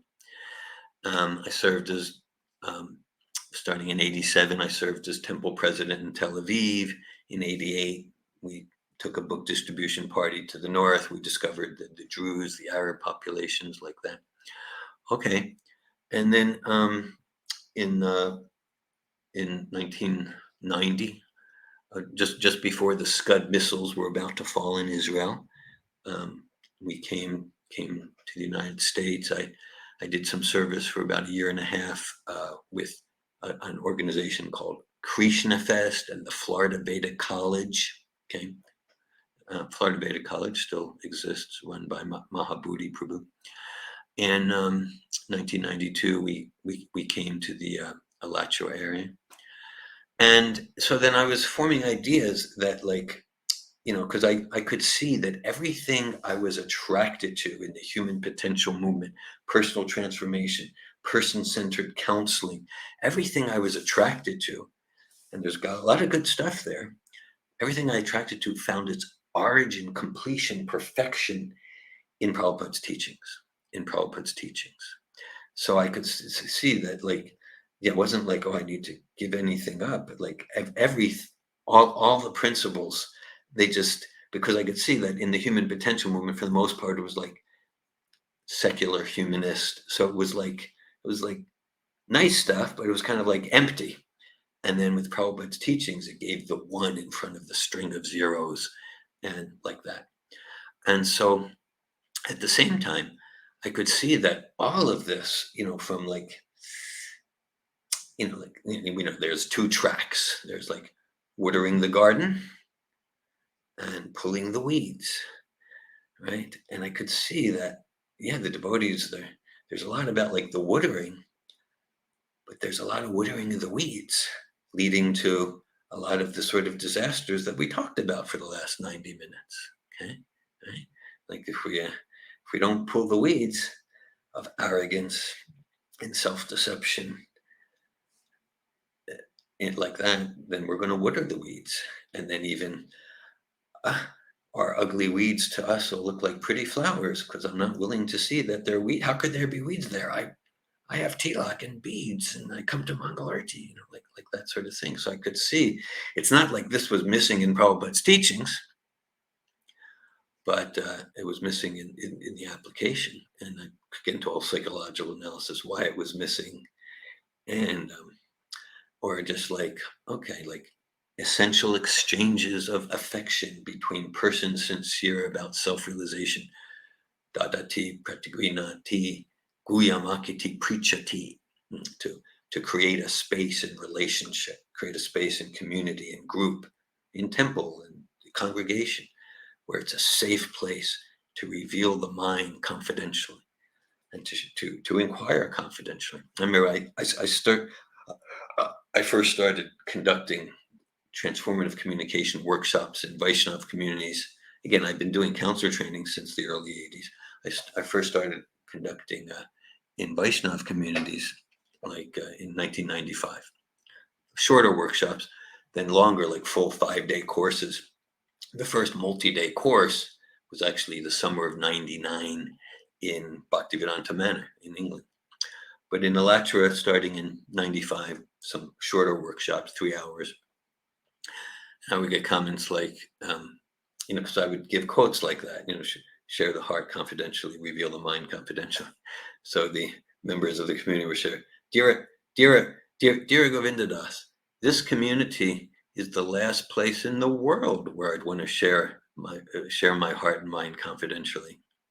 So it's like, if we don't laugh, we'll cry. But everyone knew what they were talking about. Like, no, there's not a culture of confidentiality. There's not a culture of like creating safe, sacred space for like that. So I was seeing a need to develop processes, technologies, methodologies for effective anartha nivritti, for effectively creating containers within the communities, for cultivating excellence, cultivating capacity and expertise to reveal the heart confidentially, inquire confidentially, like that. So that's where we started developing these, and the members of the communities, they were just deeply enthused about this. I remember, again, the first multi-day course that was in Bhaktivedanta Manor. I mean, the organizers who brought me there were Sita Ram, Ras Mandala. I think there was a Bhaktavatsala. Anyhow, so we did a 5-day intensive. Not as intensive as we did years later, but and then after the 5 days, they drive me to the airport, and they were like, "What's the next level? We want the next one," because everyone there was just like, for many, like this was like the most powerful experience of my life. And then, but by the time I got off the plane in Florida, the Prabhus in England contacted the temple president in Florida, who was Mother Nandadasi at the time, and by the time I got back to Florida, they had already organized for me to do the next one in Florida. By the time we completed the one in Florida, some there had already organized for me to go to early in 2000, go to Mayapur, India, and conduct seminars there. And then by the time that one ended, there was a sannyasi who had already scheduled with me to come to Russia, and someone else to Italy. And so, that's still happening. At the same time, I'll say, till about 2004,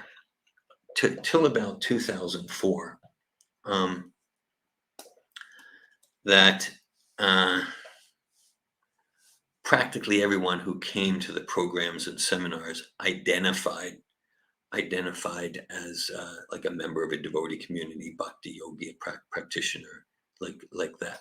I'll mention it. Yeah, it was early 2004 was when Atmananda and Jai Shila and I think maybe Prana, even though they'd never taken the courses, they'd already heard a lot about them. They brought me to Auckland. Early 2004. And that led to early in 2005, Kunja Kishori bringing me to Christchurch, and like that. So visited. So starting around 2004, there was many who were coming to the seminar. They began to some never heard of Srila Prabhupada, never heard of Bhagavad Gita. And that increased to the point where, just as an example, I remember in 2011, I went to Edmonton, Canada, and I conducted a 3-day intensive Satvatove foundational seminar. There was about 45 participants there. And my son was 18 years old at the time. He came with me. It was the first time he participated in one of Dad's seminars. And after that, he participated in many. But amongst the 45, he was the only one who knew what the Maha Mantra was. And so starting then, more and more, starting in 2004, more and more, it became outreach. Also, it continued to be like within the devotee community, enhancing the culture of honestly encountering ourselves, the culture of introspection, the culture of anartha nivritti, the culture of looking at where am I watering the weeds, the culture of enhanced quality of true Sangha, true Vaishnava relations, the culture of connecting with quality, Krishna given qualities of the soul, so that one is experientially awakened to have so much more to give to their service to Prabhupada's movement. And then more became outreach, and it would be, I remember, as years went on, maybe around 2008, 2009, there was a course, because we talk a lot, we use this analogy, pulling the weeds, when we mentioned Srila Rupa Goswami, and we're quite direct. After the courses, I remember one woman came to us and said, "Well, you talk a lot about pulling the weeds from the garden. Well, then what's the watering process?" So then it's like, oh, well, since you ask. So then, yes, so starting around 2004, people would naturally want to embrace the watering process, the process of sadhana. And that was when we developed our Satvatove Bhagavad Gita course, which we call Bhagavad Gita Yogic Principles and Transformative Coaching. We developed courses that directly, they're chanting japa. And so more and more, I could tell many stories, but around the world, for many who are now rigorous, practicing sadhakas, following Prabhupada as they're currently to the Parampara. Their introduction to Krishna consciousness has been the Satvatove seminars, the Satvatove programs. A branch of what we do is the Satvatove Institute School of Transformative Coaching. I'll just mention one thing. So, because more and more it's like people, I want to learn to be a coach, like that. So this is coaching school, fully, all our courses, all parts of them, fully based on Prabhupada's teachings, of course, presented in the language of personal transformation, coaching, like that. I'll mention in 2017, the Association for Coach Training Organizations, ACTO is the acronym. So this isn't just coaches. These are like the founders of coach training schools, the senior trainers on the planet. They came from South America, from Russia, from India, from Europe. Their annual conference that year was in Toronto. And already by then, our Satvatove School of Transformative Coaching was seen as on the leading edge, the cutting edge of spiritual approaches to transformative coaching. So they invited us to conduct a keynote workshop at their conference, about 150 attendees at the conference. And our keynote workshop was entitled Mantra Meditation and Transformative Coaching. And about 40 attended that workshop. And we gave from Prabhupada's teachings, Vedic foundations, the philosophy, the psychology of mantra. And then there was questions, responses, challenges. And towards the end of the workshop, we gave out japa beads to everyone. And when we showed them how to chant japa and how to teach their clients and the coaches they train how to chant japa, and we chanted a full round in unison. And many of them, they were just to give an idea, like these were like people in their 50s, 60s, even 70s. Some of them were like, they were clinical psychologists for 30 years, and they switched and developed a coaching school. So these were like, senior people. Many of them, they were stunned. They got lots of japa beads from me for their clients, like that. So those are some highlights. Okay. Epic. I can see how you'd have a lot of faith in putting people through a process like that, chanting on japa beads. And a lot of devotees, if they were put into an environment like that, they might be like, have experienced some doubt, including like, maybe I am just a simpleton, and maybe if you did chant Coca-Cola, it would have the same effect, But if you've written a PhD dissertation on the matter and with a double-blind placebo study, you kind of like, it's science, people. It's scientifically validated. That's so true, because I know when they invited me to do the keynote workshop to the leaders in the coaching world, they really, their main thing was because the dissertation and the articles in top journals, top research journals about that. So they could see like, yeah, this isn't some like sentimentalist dancing on the street. This is science. This is science. And so that's what they invited me to do. And they wanted me to completely. So thanks for sharing that. Bhagavad Gita 5.4, I believe, one who says that the analytical study of material nature and devotional service lead to the different results is equivocal, mistaken. One who applies himself equally well to either one achieves the results of both. Yeah. Two great tastes that go great together. And if you get the different answer from the empirical science, you should know your empirical science is imperfect, and just keep tuning it until you get the right answer. The knowledge filter. We know what the correct conclusion is. The mantra works, so we just keep redesigning that experiment till it turns out the results we need. What is that? Deception in the name of science? That's a digression. None of that's real, except for the Bhagavad Gita verse. Mm-hmm. That's a very appropriate verse, and that's it. Yeah, like for sure, Srila Prabhupada and all our Vaishnava acharyas, they want their followers to be leaders in the world. in these Yes. fields of coaching, leadership training, communication training, personal transformation, social work, social services, psychology.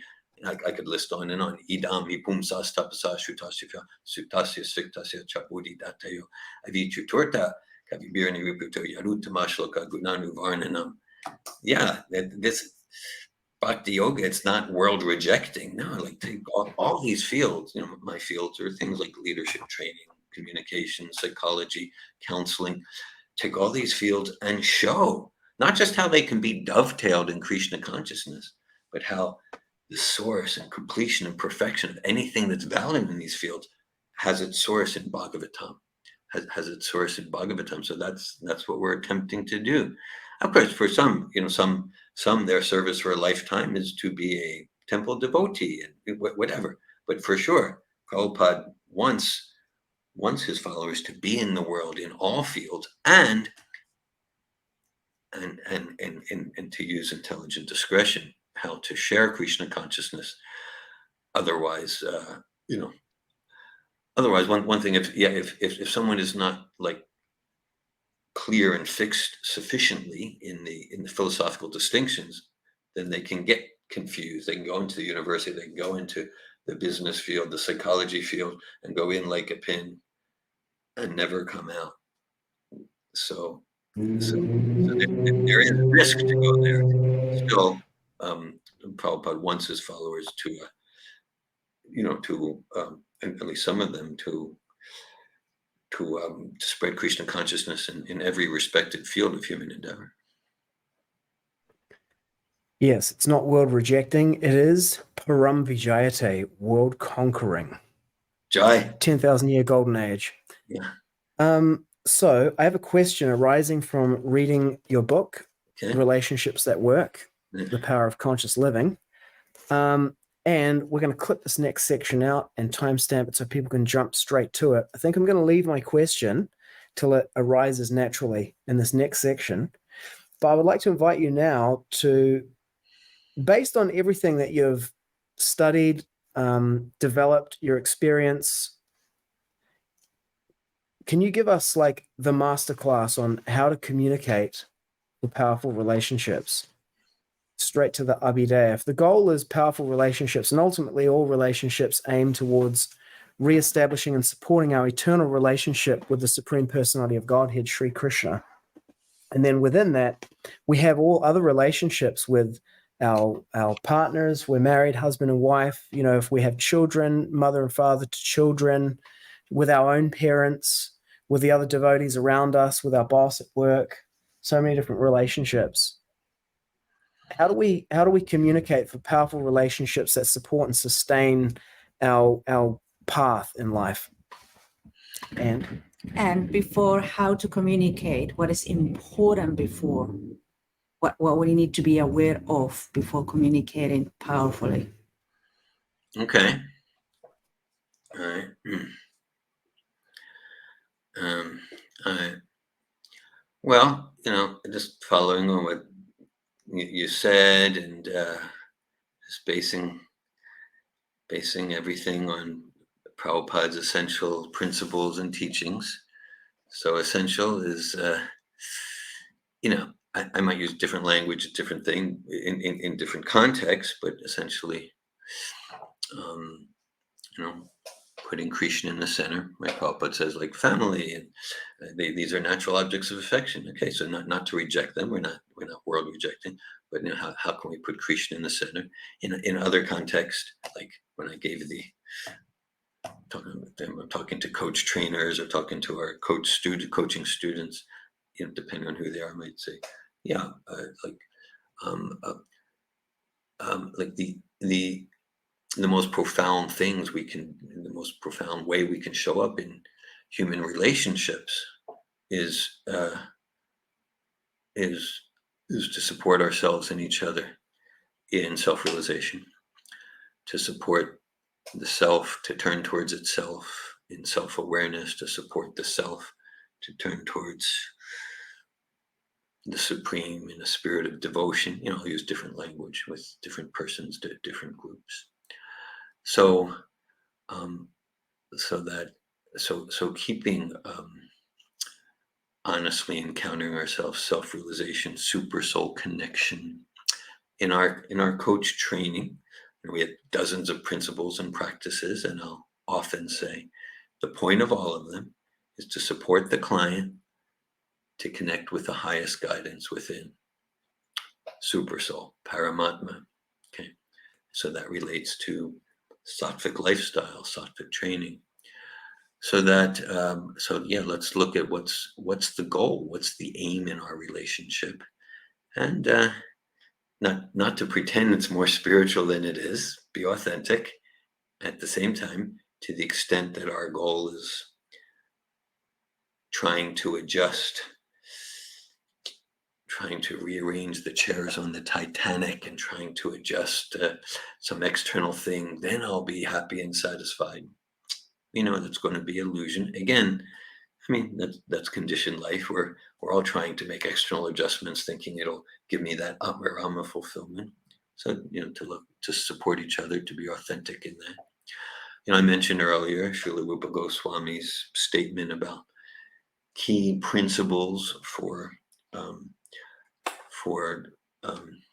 relationships between persons in Bhakti Yoga and Krishna Consciousness, or more broadly, anyone sincere about self-awareness, self-realization. Guyamakiti Prichati. Guyamakiti Prichati.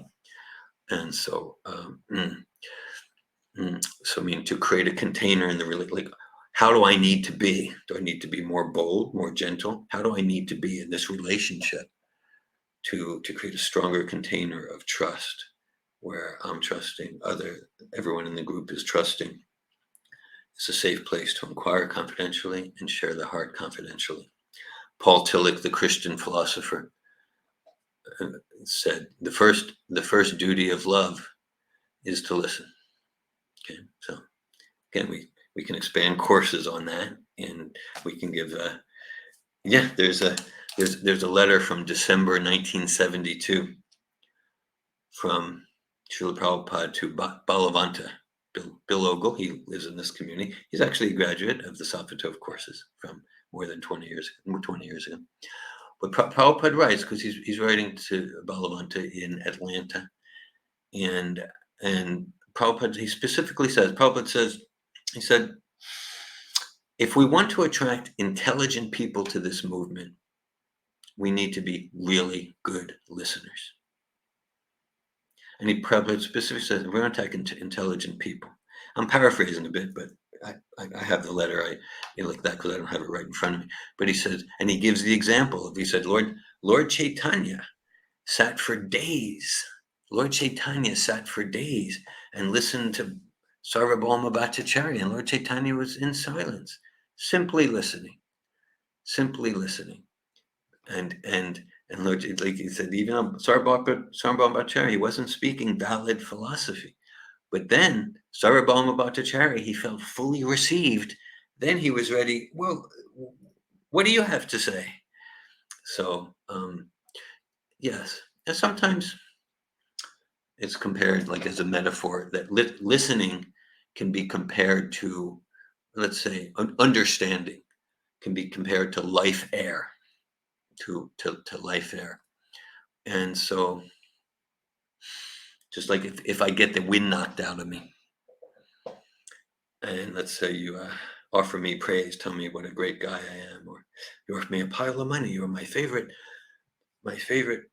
meal for dinner, it won't matter. I just want air. So oftentimes, particularly in emotionally charged situations around hurt, resentment, anger, fear, anxiety, sometimes all we want is to be understood. And at those times, even apparently astute advice or analysis or praise or criticism, they won't be nurturing. And understanding, it doesn't mean agreement. Sometimes I might understand. I understand you feel humiliated because she made a joke at your expense in front of the whole group. I'm not saying I agree. My view might be that she really meant it with affection. You're taking it the wrong way. But there's a saying, people don't care what you know, till they know that you care. And so oftentimes a great way we can show that we care is to suspend the advice, the judgment, the preaching, the shlokas, to simply show that I'm receiving you, I'm understanding what you're saying, the feeling behind it, understand your worldview. And this is all, we got dozens of Bhagavatam and Gita verses to support all of this. This is nothing, this isn't like something that can supplement bhakti yoga. No, this is essential to the process of bhakti relationships. Let's say Bhagavad Gita verse 17.15. Anudvegam karam vakyam sacham priyahinam chayat svadhyaya bashanam chaiva vanmayam tapu uchyate. Okay, so Krishna says there, and it's brilliant. I mean, it's Krishna. Brilliant. He said the sattvic speech. He uses the term, Prabhupada translates it, austerity of speech, because like till now, I've spoken in some ways about the listening aspect of communication. Well, then what about the expression aspect? So Krishna says sattvic speech, it's an austerity. It means to speak in a way that's truthful and beneficial, and to avoid speech that offends, and to vibrate in a way that's aligned with the absolute, with the Vedas. So let's deconstruct this, and we do this in our coach training, and we cite Bhagavad Gita as a text. Okay, because like this basic saying is like, if we're only willing to do what's easy, life will be hard. If we're ready to do what's hard, life will be easy. Tapu divyam puchakena sattvam shudyasmad brahmasakyam tranantam. Right? It could be hard for the mind and senses to get up at 3 a.m., 4 a.m. But if we do it and do 5 hours of morning program, then the whole day is easy, fresh, like that. We understand the principle. So, okay, so like an expression, that our expression is true. Okay, true. Because it can be easy that like, well, I have a perspective, I have something to share, but I'm too scared to rock the boat. I'm too needy for approval. I want to belong to the club. I don't want her or him to be angry with me. So I'll just stifle it because I'm too scared. That's easy. But then life is hard because we're carrying all this junk, one relationship after the next. Okay. So truthful, then, okay, yeah, so I'm going to share the truth. Here's the truth bomb. See if you can handle it. But then that can be rajasic. That can be fairly easy too. So it's an austerity, just as Krishna says, in our expression, to communicate in a way where I'm courageously sharing my perspective and sharing. I might be sharing something that, and of course, Srila Prabhupada was the most expert in this, right? Sometimes even on a first meeting, Prabhupada would share something that would be like so difficult for people to hear, so uncomfortable, but they would never take offense at him because they got his purity, they got his intention. His intention was so caring, even if it could be like hard as a thunderbolt. So like, yeah, I'm going to express myself courageously and considerately, without courageously, truthfully, honestly, powerfully, without withholding, without compromising, and in a way that's not intended to hurt, not intended to damage, not intended to belittle, in a way that's truly intended to be life enriching, relationship promoting. I know for me, that's still an austerity, to like not just share it, or not just say, I don't want to rock the boat, so I won't say anything, but to share it in a way where I'm really looking at my heart. So I got some inartis. Am I feeling hurt? So I want to hurt them back in some covert way. What's my motivation? I'm just giving this as one example amongst many where we can, it's, as far as communication, the foundational guidelines are there in Bhagavad Gita. I could go on and on about this stuff. I got so many examples, but I think I'll pause there. I think the examples are awesome. The surprising thing there for me was I had an unexamined assumption, about the question and the nature of the answer, that, how to communicate means speaking. But the major point at the beginning was about listening. Yep. And then, like, is that communication? How is listening communication? Because it's kind of like by default, you think of it as a passive activity. Yeah. And you think of communicating as listening, as speaking. But then, you gave the example of Chaitanya Mahaprabhu and Sarvabhauma Bhattacharya, and Mahaprabhu's listening for like 7 days to his dissertation. Yeah. And there's a communication there. It's communication that can be missed. Yeah, that, okay, I'm interested in understanding your perspective. I value what you say. You're important. That when listening is not there, there is an active communication that you don't matter, what you think doesn't matter, what you say, your perspective matters nothing to me. And I hadn't thought of it in that way necessarily. It wasn't, as I constructed that question, that was an unobvious thing to me. Thanks for sharing that. And right, so you asked about communication, and I didn't even speak about expressing ourselves till after several minutes. And that kind of parallels where we go in our programs, our coach training, our seminars. We talk about communication. Sometimes we're going many hours into a seminar, and I'll mention, like, you came to a communication seminar and we haven't yet talked about talking. We've spent many hours on listening, listening. There's a saying that in some circles, a conversation is defined as a vocal competition where who's ever catching their breath is called the listener. So true sattvic communication is a different culture. It's a culture of true dialogue where I'm not. It's one thing, like, I'm so-called listening, but really I'm listening to reply, because the main thing is me talking. But like truly listening to understand, and not just to understand, and communicating that I'm understanding.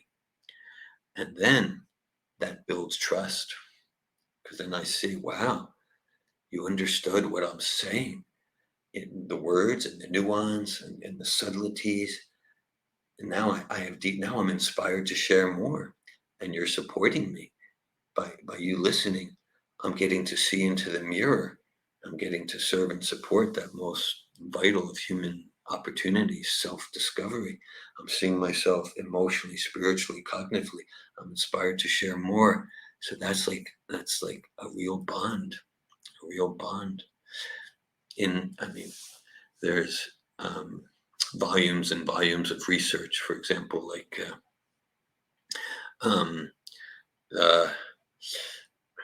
in the medical profession, there's one study. This is in the United States, which is a very litigious society. But they had one group of doctors who got sued for malpractice, another group of doctors who did not get sued for malpractice.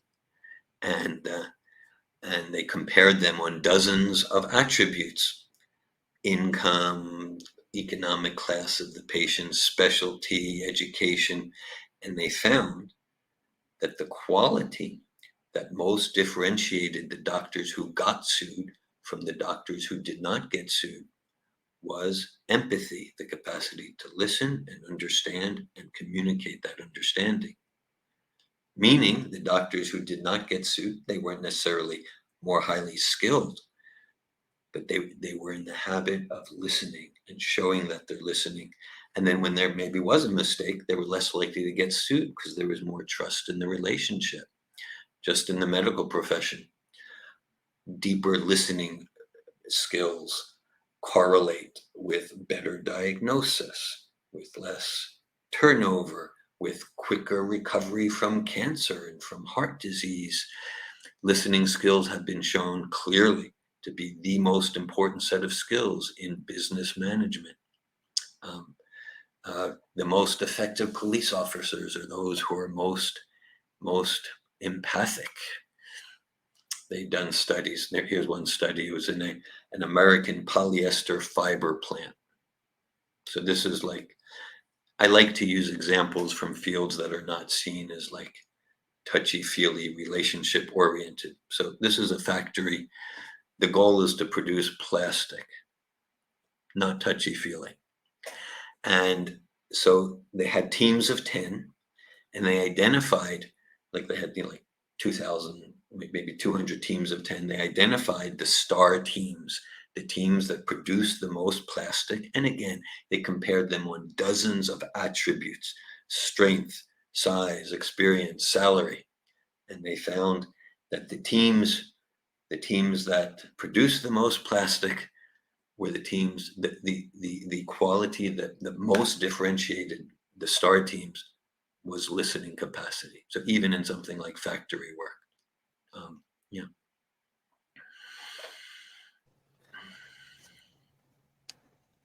So I have a question about an earlier point you made about that, listening, and then you pointed to it, communicating that you understood. So it's like understanding, communicating that you understood. It's a practice that's variously known as like reflection, recreation, active listening.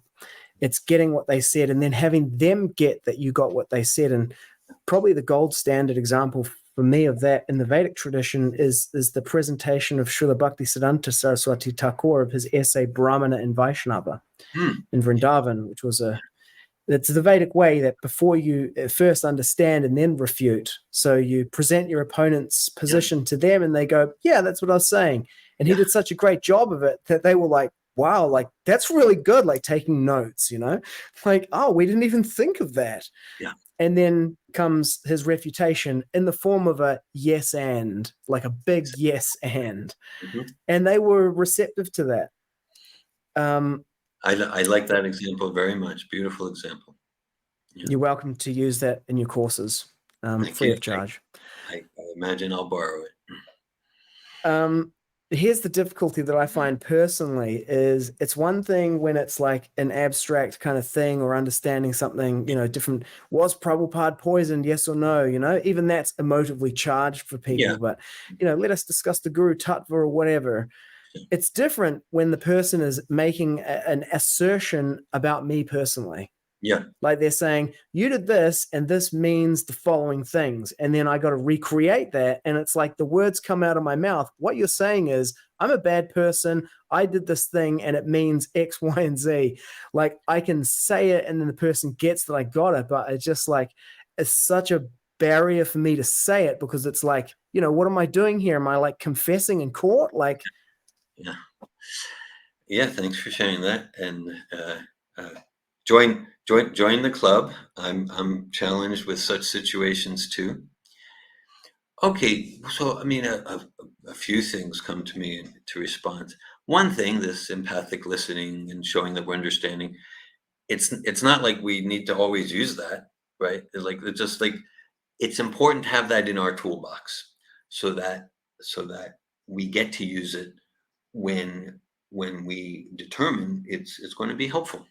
Okay, sometimes we might just want to ignore someone.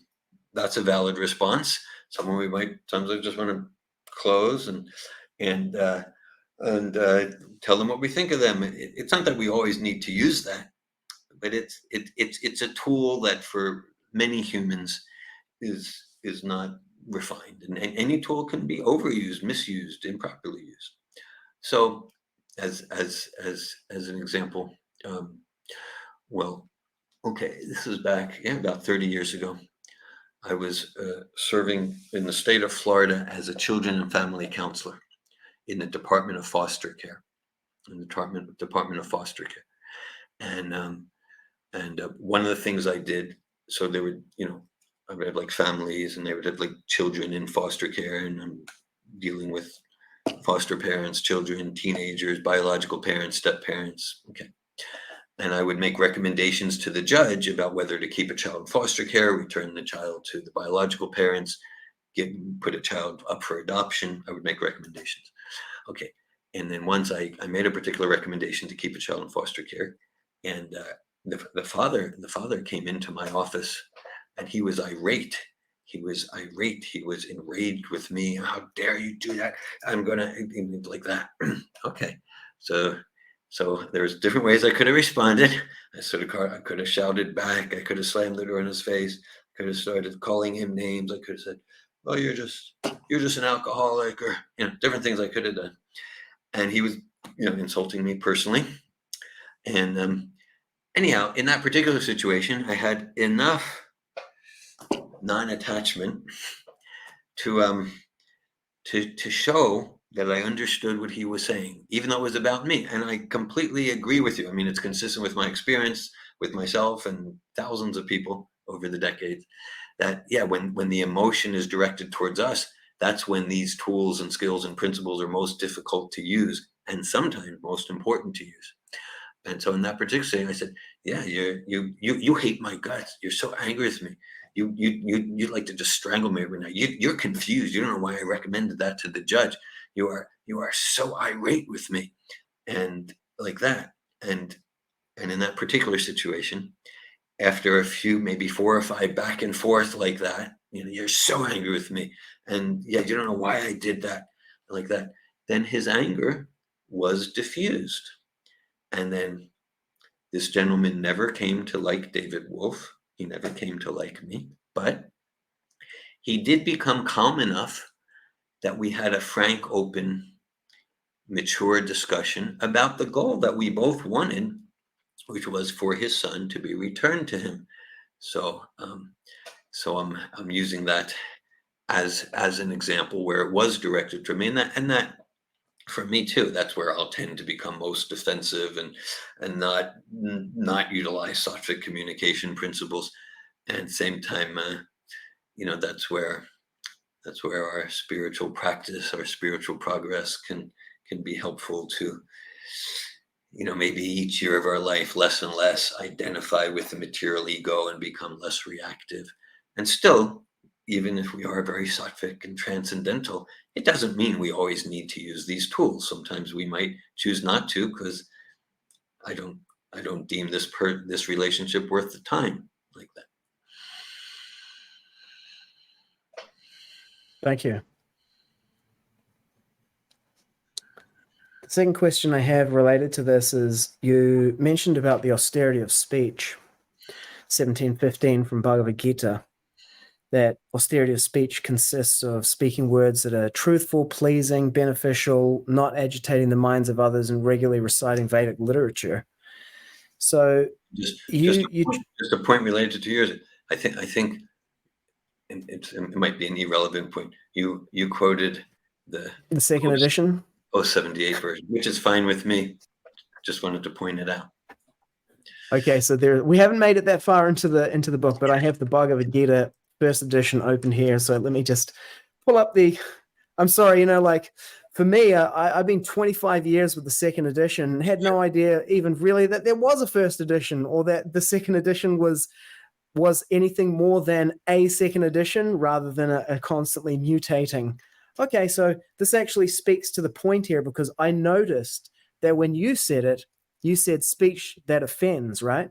Which is what the first edition says. The first edition says, austerity of speech consists in speaking truthfully and beneficially and in avoiding speech that offends.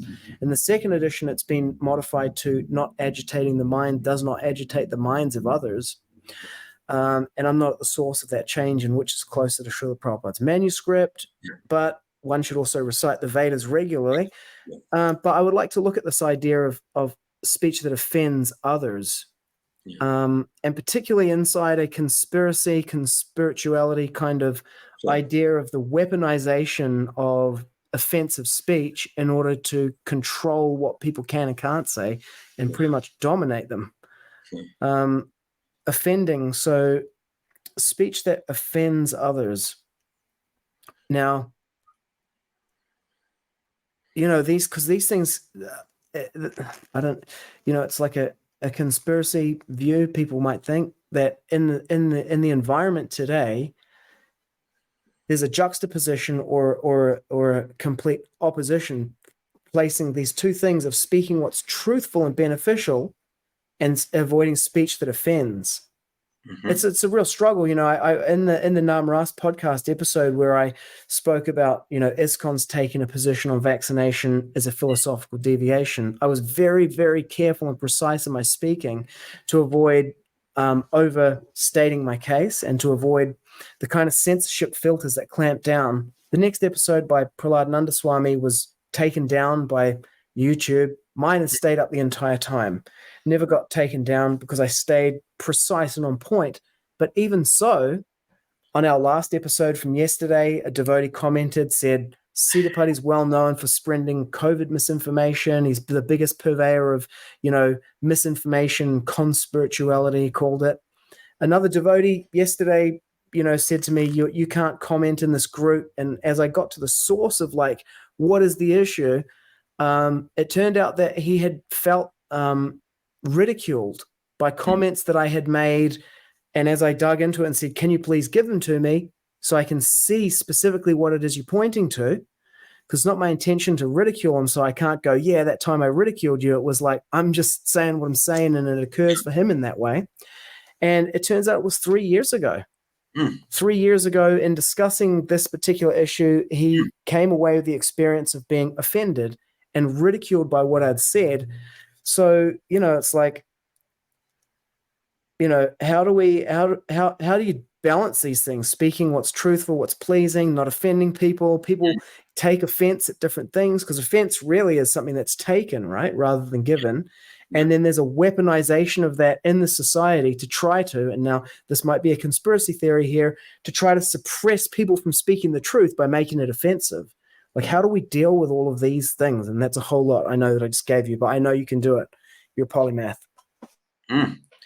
Well, yeah, I appreciate what you presented and all the interrelated nuances and all the different principles. Well, I mean, and I do have things to share about that, and maybe some of them will be helpful for you and some of the listeners. I guess I'm interested to hear, like, okay, so on what you presented on Namras's podcast, so what's your sense of yourself? How satisfied are you with your integrity and your like to what extent do you see that you were offensive, there were some lower mode motivations, to what extent do you feel clean with yourself in your integrity in your service to Prabhupada? And I'm asking, if you'd like to respond to that. Sure. I'm very proud of that podcast, to be honest. There's two things that I'm really proud of, and three things really in my service. One was my 2008 article that the GBC Resolution 311 to annotate Srila Prabhupada's books, A Risky Precedent, which was still being quoted in Mayapur meetings to defend Srila Prabhupada's books from annotations up until 2019. And the arguments in there actually apply to the book editing changes as well. But so there was that. There was the Namras podcast in 2021, where I took a stand and it felt extremely risky for me at the time. And it took a great deal of rigor in my thinking and speaking to present it. And some devotees say, you didn't go hard enough. Other devotees are like, this guy's just peddling COVID misinformation, putting people's lives at risk. And so I walked that line there. And then the third one was going to the New Zealand Parliament occupation and chanting there for 21 days. So those are the three highlights for me. So in terms of that, I'm happy with, how I did that. Okay. Yeah. Thanks for sharing. And I mean, that's an important question for myself. And okay, if we if we look at like truly completely pure personalities, like say Jesus or Srila Prabhupada, can we say like, no one ever got disturbed by anything they did? Well, that's not true. Okay, that's not true. That's not true. No, some people got very disturbed by what Jesus did, Prabhupada, what Bhaktisiddhanta did, what Lord Chaitanya did. So these are truly pure personalities, and so we don't want to imitate that, but we can see the way the world works. Like even if I was completely pure, it doesn't mean no one would take offense or be disturbed. Okay, so that's a truth about the way the world works. Okay, now another side of that is so then when I speak up and I make my voice heard, whether it's about protecting child rapists worshipped as none different than God, or whether it's about any of these subjects we've talked about. Yeah, sure. I know I don't have even an iota of the purity of Srila Prabhupada or Jesus or Bhaktisiddhanta. So yeah, let me take a look. Let me take an honest, hopefully humble look at where I'm coming from. Do I have envious motivations? Do I have power motivations? Let me take an honest look at that. And oftentimes when I speak up, I get different feedback, and I can see, yeah, I could have come from a more pure place. And that doesn't mean I regret that I spoke up. Okay. Oftentimes by putting myself out there, that's part of my own process of anartha nivritti. Whereas I just withheld because, oh, I'm not completely pure, I don't want to commit offense, so I'll just be quiet. Then in a sense, the different junk in my heart might never come up in this lifetime for me to look at and purify. So, for me, a lot of this, it relates to, being in the question steadily. What's my service to Srila Prabhupada? What's my service to Srila Prabhupada? And whether it's around looking at and communicating about my perceptions on his disappearance pastime, my perceptions on Prabhupada's availabilities of the current, like my perceptions about child protection in this or that organization, my development of Vaishnava-based transformational seminars. So like all of these things, I know for sure that that's part of my service to Prabhupada. So in the name of I'm scared to commit offense, I'm not going to stifle myself from doing what I'm meant to do for Srila Prabhupada.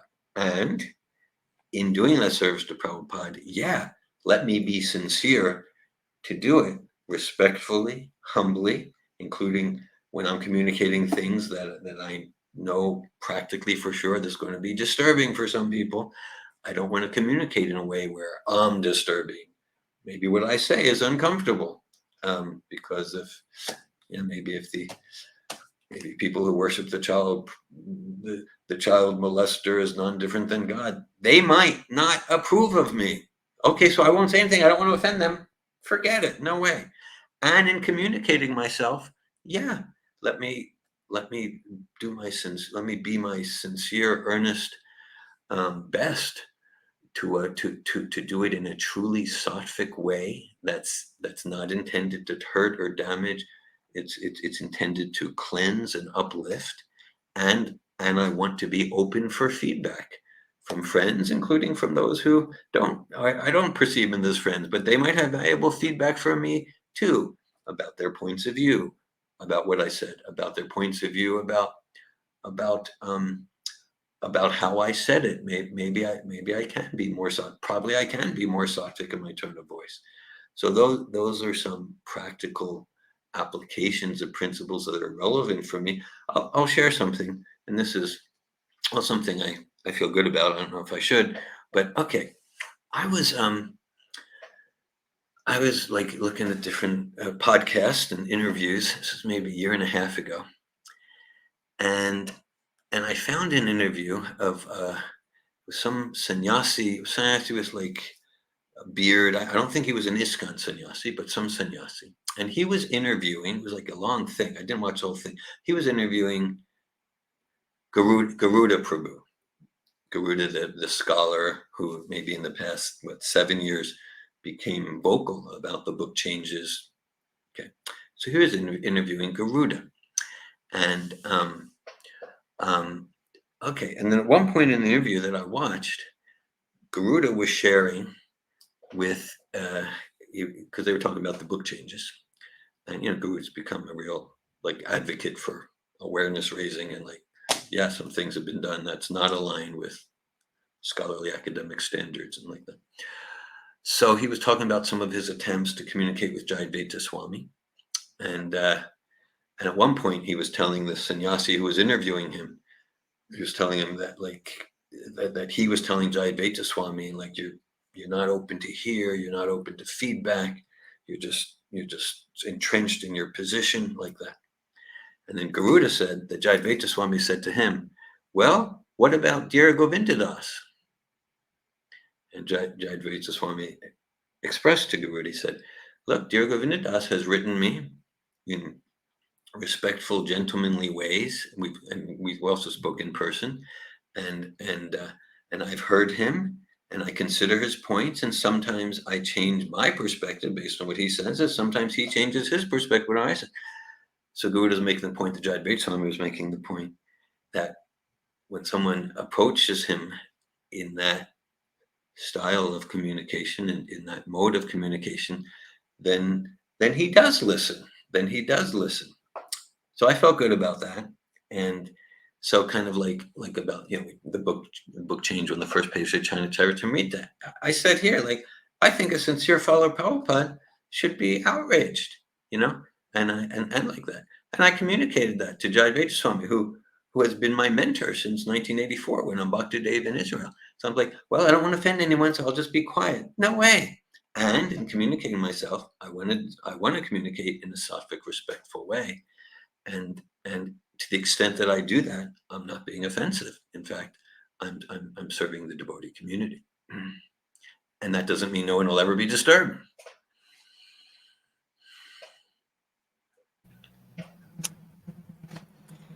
So it appears a more straightforward communication with a good intentions, obviously.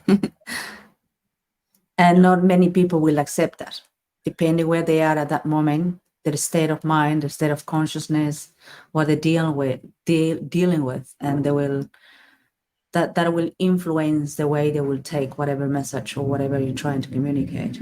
Yeah, sure. Yeah, just following up on what you said, I said, sure, I want to be looking at my consciousness, and the way they receive it depends a lot on their consciousness. Yeah, and so basically to sometimes to shake things up, to look out, to look out of a very narrow organizational box.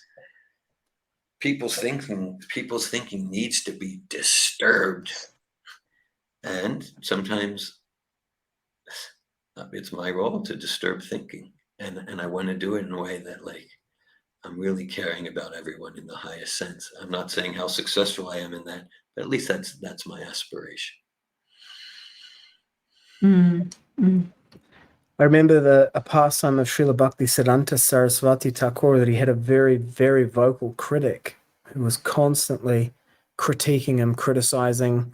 Yeah. And then that gentleman passed away, and then the news came to Srila Bhaktisiddhanta Saraswati Thakur, and he started crying. And the devotees were like, "What? What is the?" And he said he was my guru. No one else would say to me anything like that, and he spoke, and it was for my benefit. But I don't know what the identity of that person was, but that was his listening of the feedback that he received from him. Thanks for sharing that. Yeah, so that, of course, that shows a whole lot of spiritual purity from Bhaktisiddhanta. That, like, yeah, so we want to aspire to not artificially imitated, but aspire towards that. I've read a lot of Mother Teresa of Avila, and I was reading one section in her kind of the book of her life. She has many wonderful books with Goswami-like realizations, in my opinion. But in this one book, yeah, she was talking about how, like, at one point she wasn't able to control kind of her bhava, and it showed, and then she got criticized, and she was just like, yeah, and those sisters, those nuns who criticized me, they're right, and it's just my arrogance. And so we want to, not falsely, not artificial humility, but we want to aspire towards that. And we can understand that when Bhaktisiddhanta was criticized by this fellow, I don't know if he's a resident of Goloka Vrindavan, I don't know, but Bhaktisiddhanta was seeing him as his guru. That doesn't mean Bhaktisiddhanta would shut up because the fellow didn't agree with him. Yeah. Two kind of anecdotes about that. As Krishna says, he who has no haters has no fans. That's in the Sitapati Samhita. And then from a personal experience, I wrote an article, a paper for a peer-reviewed journal, I think in 2012, and it came back and it had 3 reviews on it were like, this is great. And then the 4th one was like the Minority Report, had this long laundry list of like issues with my paper. Yeah. I was like, okay. And I just went through and addressed every single point. Yeah. And just rewrote my paper, to defensively or whatever, strengthened the arguments, took it on all the feedback. I'm like, okay, I can provide this, that, and the other thing. And came out with a paper that was stronger and more robust as a result. Then I go to the conference to deliver the paper. I get there, and the conference organizers tell me, oh, we're really sorry. We mixed up the reviews and we sent you the review for someone else's paper. So that peer review, the Minority Report peer review, was not even on my paper, but it had been written in such a generic way that it wasn't obvious to me that the person was critiquing someone else's paper. But even so, I took on all of the feedback as if it was for my paper and applied it, and it worked. And it worked. Okay. It was a complete mix-up and lack of competence on their side. So you received and processed in a way that was strengthening for your writing and the ultimate product. Yeah, which really points to this point that you don't have to agree with something for it to be beneficial. Like I didn't have to agree with any of that. And then in fact, in the end, they said, oh, it was like completely not even for your paper. So I mean, if it was possible for me to take all criticism or critiques in that way, it would maybe take some of the charge out of it. I wouldn't have to reject it, like justify rather than take it on board. And okay, how do I use this to strengthen myself and sharpen myself against this? So like the thing with the paper, that could be a reference point for you, that like those qualities you showed, that could be like a reference point for the character that you want to aspire for steadily. Yes. Yeah. I'm going to make a note of that. Do you have any questions? There was this example about the guy that died, and then what's his name? Bhaktisiddhanta Saraswati Maharaj started crying. One thing that I noticed, I guess this is kind of cultural thing as well, and at times I find it kind of difficult from the culture that I come from. Personally, when I grow up with my grandmother, she was just straight to the point. Yeah. She doesn't mess around. And when she says things, is because she cares about you. She is telling you about something that we haven't put attention, or I have put myself in danger, although she already explained or she cared about it and she explained to me about it, but I didn't listen. And therefore, she came with more, rigidity. It's like, why? I could not understand that. Yeah. Until later on, until she passed away. It's like, now it makes sense because she cared about me. She knew the dangers and the pain that could cause her, because negligently or childishly, as a child or as a young kiddo, it's just like, oh, we don't care about the risk, we don't care about the benefit, we just like, we enter into anything like that. And in here, it's like, I don't think, as far as I remember, my memory is not perfect. I don't remember one person saying to me and saying, hey, you know what? Straight to the point. They go around and around and they do whatever they could, but they just could not. They don't have the courage to say. And I'm like, what kind of friends do I have? Yeah. My best friends, obviously, they're just like, hey, my mom's like, okay, this, straight to the point. But it's like, am I surrounded myself with people that actually don't care about me? Well, thanks for sharing. This is, yes, like, okay, as your life went on, you appreciated your your grandmother's challenging for you sometimes felt harsh, you appreciate, she's caring about me. Maybe at the time you didn't understand that. And now I'm hearing you experience a lot of frustration in your current milieu, your current environment. Like, there's no one like that. It's interesting what you're saying, Donna Davy. Just earlier today, maybe 3 hours or so before the start of our podcast, I conducted a coaching session with someone who became very emotional. It was he was talking about his communication relationship with his partner, his girlfriend, and where he went in that was that his girlfriend could be so challenging for him, and it was very uncomfortable. But where he came to realization in this coaching session, like, this shows that she cares about me, and then it got more unsettling for him, because he could see that he was a type, he won't say anything, he doesn't want to rock the boat. And then he could see very clearly his girlfriend felt that he didn't care because he didn't make his voice heard enough, and not enough powerfully. So I hear you're wishing you had more people, even one, or at least more people amongst your friendship circle who would be like your grandmother. And I'll say that, like in our seminars and our coach training, this, because like the groups, they create they create that environment, that group environment, Guyam Akiti Prichati, where, let's call it, where they care enough about each other to not care whether they like each other.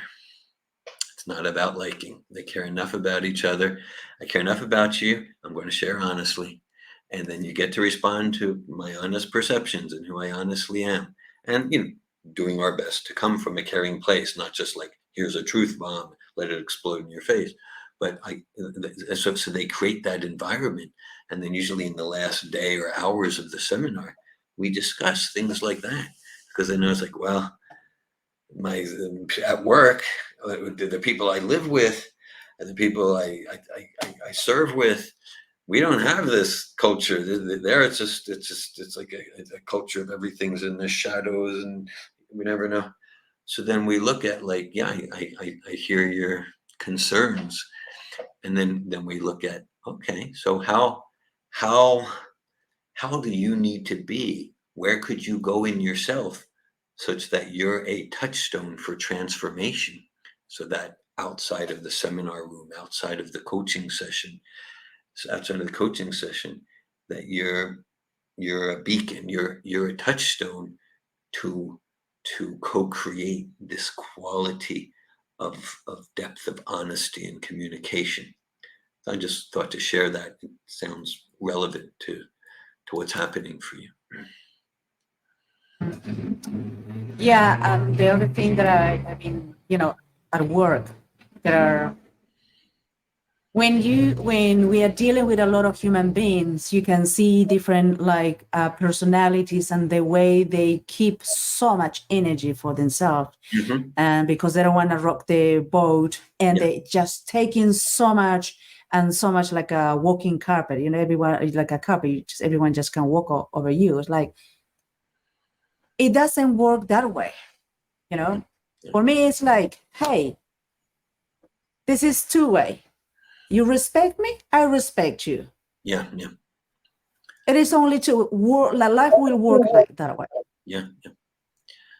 There is no such a thing. No, I won't say anything, and because I want you to respect me, I don't want you to dislike me, and I'm afraid for your friendship to break, and so many things, and they keep so much pain inside. It's like, why are you making yourself so much harm, or causing yourself so much harm? And I can see that spirit in many, even in the Vedic communities. There is no courage. Yeah.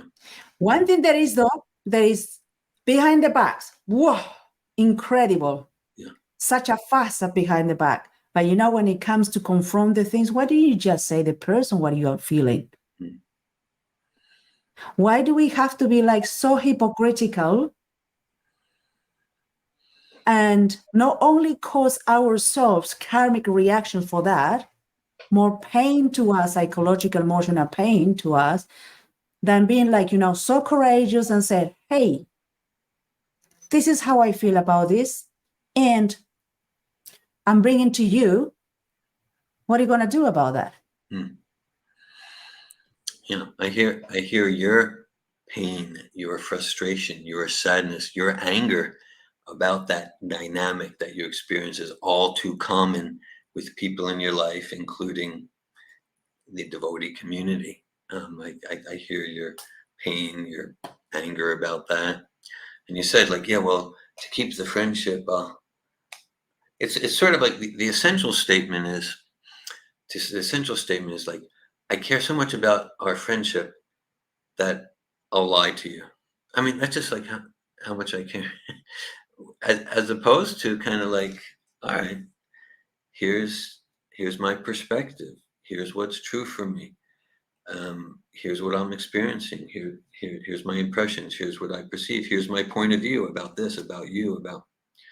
Okay, and in communicating, being bold and powerful, simultaneously courageous and caring, hopefully.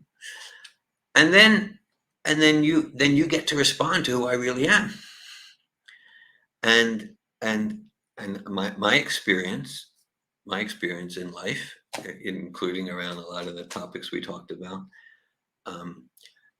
when I take a stand for what's true for me, when I take a stand for my perspective and what seems valid and common sense and what seems virtuous and principled, then everyone loves me and applauds. No, being sarcastic there. When I take a stand, some people shoot bullets because they want me to sit back down and shut up. That's a fact. And when I take a stand, I've also found many people are inspired that I've done that. And many people respect, and some people hate me, and some people get angry, and some people, they get inspired to take a stand and to voice their perspective and to express what seems true to them. And many do develop affection for me, and they appreciate me so much, and some will throw stones because they want me to sit down. But whatever the response is, it's real. It's real.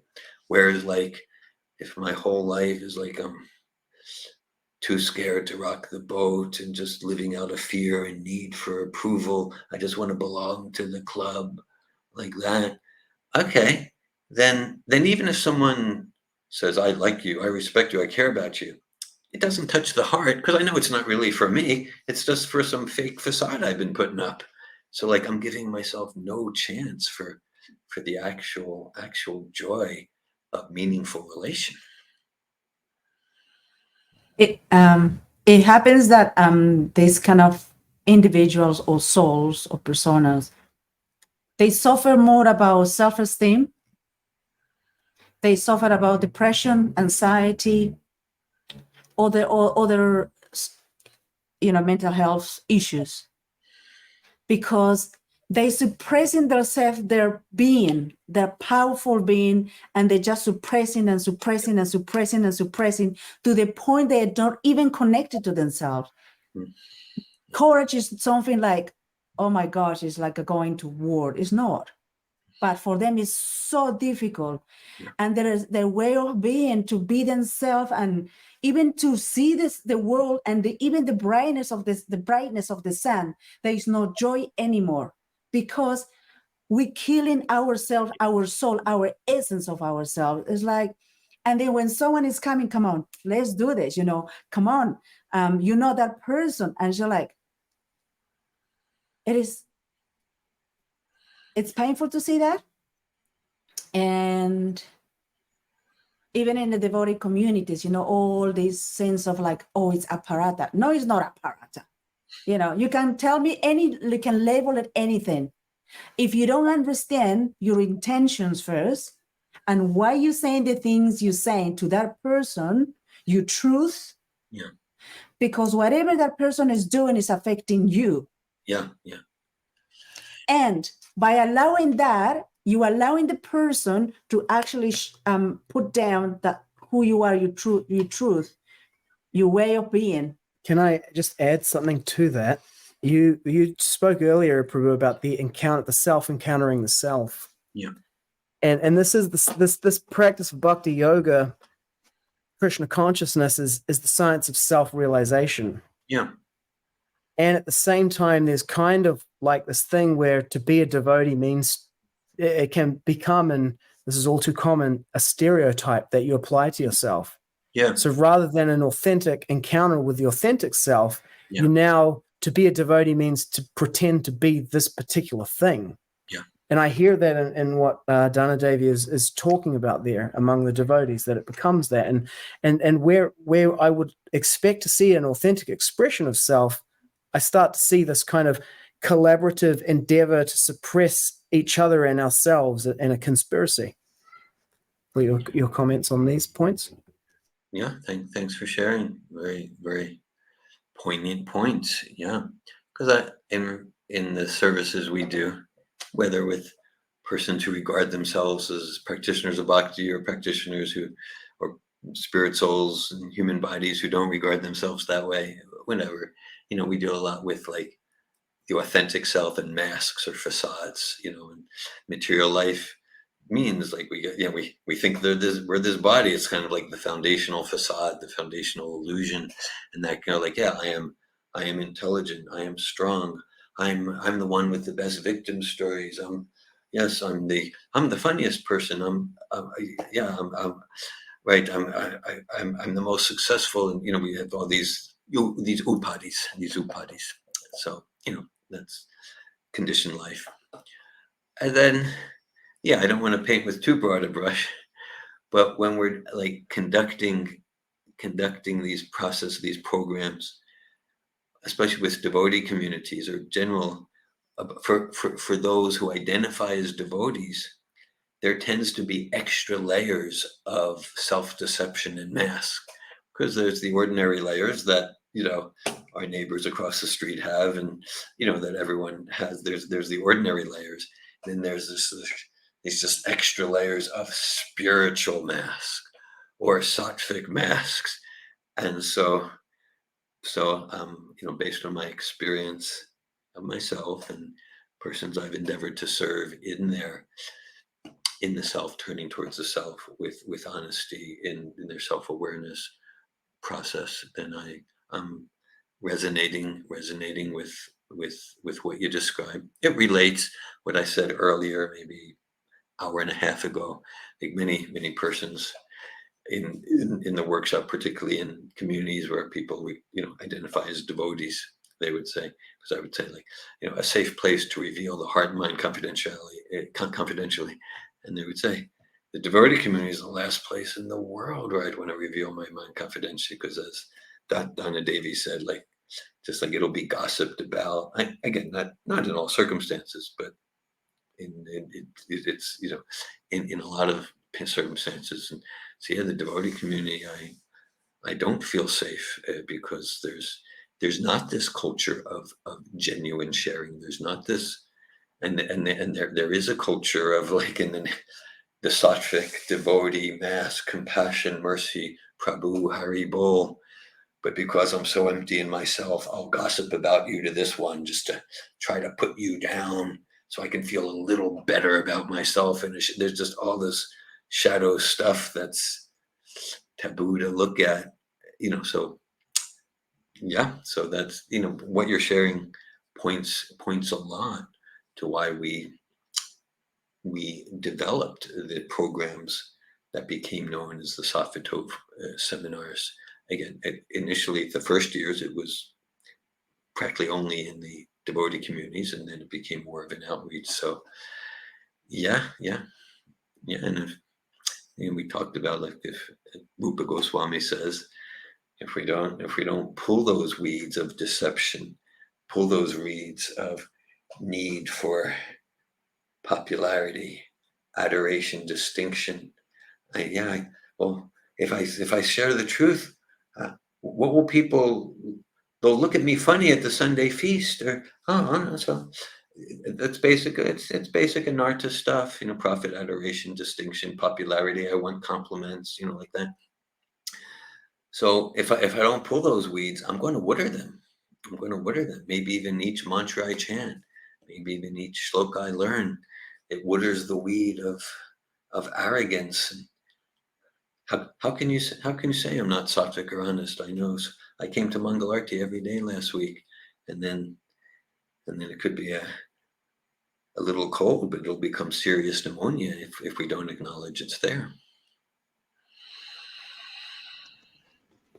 Do you have a question? Well, I'm just conscious of the time. We're hit the 3-hour mark here, which is, a very generous gift for you to give us and the viewers, Prabhu. I have one question that came up for me in reading the book. I wonder if you have like another 10 minutes that we could go to talk about that. Would that be possible? I'm good with that. Sure. Okay. Thank you. So kind. Yes. Yeah. I acknowledge your generosity. It's, let me not waste any of this precious 10 minutes. So in the book, I regard this sort of exchange as just what time is for. Thank you. In the book, as we were reading it together, there was an exercise, and it says, take a few moments to write half a page or so of your self-limiting beliefs. And so, looking at that and thinking about it, I was like, the kind of things that I can write down on a piece of paper are not my actual self-limiting beliefs. Like I have one example of what I'm pretty sure is a self-limiting belief for 99.99% of humans that they would never write down on a piece of paper. And that is that you cannot walk through the wall behind you because you've never tried it, because you know that you can't do it. That's an example of an actual self-limiting belief, because it doesn't exist as a self-limiting belief. It exists as a completely unexamined fundamental assumption about reality. And those are the things that actually limit us. Maybe human beings can walk through some of the walls in the buildings at certain times, but no one will ever know because no human ever tries it. As a child, you learn that you can't walk through the wall and you never try it again. And it becomes a real limiting self-belief. So my question is, how do we get an access to actually distinguishing the self-limiting beliefs, the things that really do limit us and that remain unexamined and in a certain sense unexaminable? Okay. I appreciate the depth and nuance of that exploration, that question. I guess what's happening for me around like an exercise like that, it's like, it gets to philosophical places and we go, it's like, well, human beings can walk through walls, but I have in other words, like in Peter Sweet Prabhupada's books, there are mystic yogis who can do that, actually. Okay, it's in Prabhupada's, but there's the anima city, the different cities, and so there are entities who can do that. And I got a particular psychophysical nature with some limiting beliefs, but so we can go to places like that. But then perhaps more relevant is kind of like, all right, so let me approach this exercise with a consciousness of how can I relate to this exercise in a way that will be practically enriching for my character, for living the highest goal of life, serving Prabhupada's mission. Let me look at it from that point of view. So maybe something like, oh, okay. Right now I rate my japa attentiveness on a scale of 0 to 10, with 0 being I'm completely not satisfied, with 10 being I'm completely satisfied. 10 doesn't need to mean prema bhakti, but completely satisfied. Right now I rate it about a 3. Okay. And I've been like stuck at like a 3 for like decades. So like, so that's a self-limiting belief that I'm not able, from my attentiveness for 16 rounds to be at least at a 6. So that could be something, you know, it could be like other aspects, maybe something around my habits around eating or sleeping or producing a paper or being efficient with time or effective with people. Maybe I can see it's like, well, yeah, within this range I'm doing it, but I can see I have some self-limiting beliefs that I'm imposing. So without like pretending I'll just break through, but maybe just by stating them, maybe I'll support myself in some way to grow beyond those limitations in some way that will enhance my character and my service.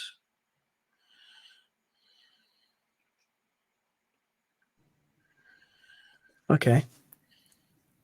I don't know if you said this, but what I heard is that the act of engaging with that exercise and like what I can see about myself at the moment opens the doorway to seeing more about myself. And I might be completely inventing this, but it's like it kind of harkens back to a Mridanga lesson I had yesterday with Bhima Karma. And yeah, I know. Amazing. Yeah, he's. Yeah. And he was saying, you know, it's not so much just like, okay, and I've got that mantra, now on to the next one, you know, I've captured it. Yeah. It's like spend time with it and practicing it, and then it opens up like subtle realms. So it's kind of like the doing of the exercise itself is the access to something more beyond that. Yeah, I feel understood in what I intended to communicate, and I appreciate it. I got more clear in hearing you reflect it, and yeah, just what you said and what I said, I've seen in myself and witnessed in thousands of circumstances. That's how it works. I'm not saying absolutely every time, but many persons, including when we just go through the exercise, just that process itself, and maybe some subtle way that I couldn't even calculate before I went through the exercise in some experiential way. And it might not be immediate, it might be subtle over time, but I open up to new possibilities in a grounded way. So I just saw a limiting self-belief in that regard, and that is doing this exercise will not reveal anything to me, or I will not be able to discover anything by doing this exercise, which actually has me stop doing the exercise, and then I don't discover anything, and it becomes a self-fulfilling prophecy. Self-fulfilling prophecy, yeah. Mm-hmm. Yeah. I appreciate your process of self-awareness there. Thank you for your, you know, taking us through that exercise there. And, you know, this whole conversation in the second half, the first half of the conversation was really, I don't know. Spicy. Yeah, like a tour de force of like the major controversial conspiracies in ISKCON kind of thought at the moment. The second half of this conversation has really been what I had hoped it would be. And that is not only an explanation of powerful communication, but a demonstration of it. And there have been several points in time where I've been conscious that you have been actively using powerful communication in the way that we've been talking, you know, the way you've reflected and created things and acknowledged. And it's been, yeah, I think it's incredibly valuable for anyone who watches it, not just in terms of the content, but I don't even know what you'd say about it. It's like the delivery of it. It's a model of what it is talking about, I guess. The content and the experience itself. Yes. Yeah. So perhaps we could just take a couple of minutes now to give like closing words and reflections. Words and words. Words and words. Yeah. Okay.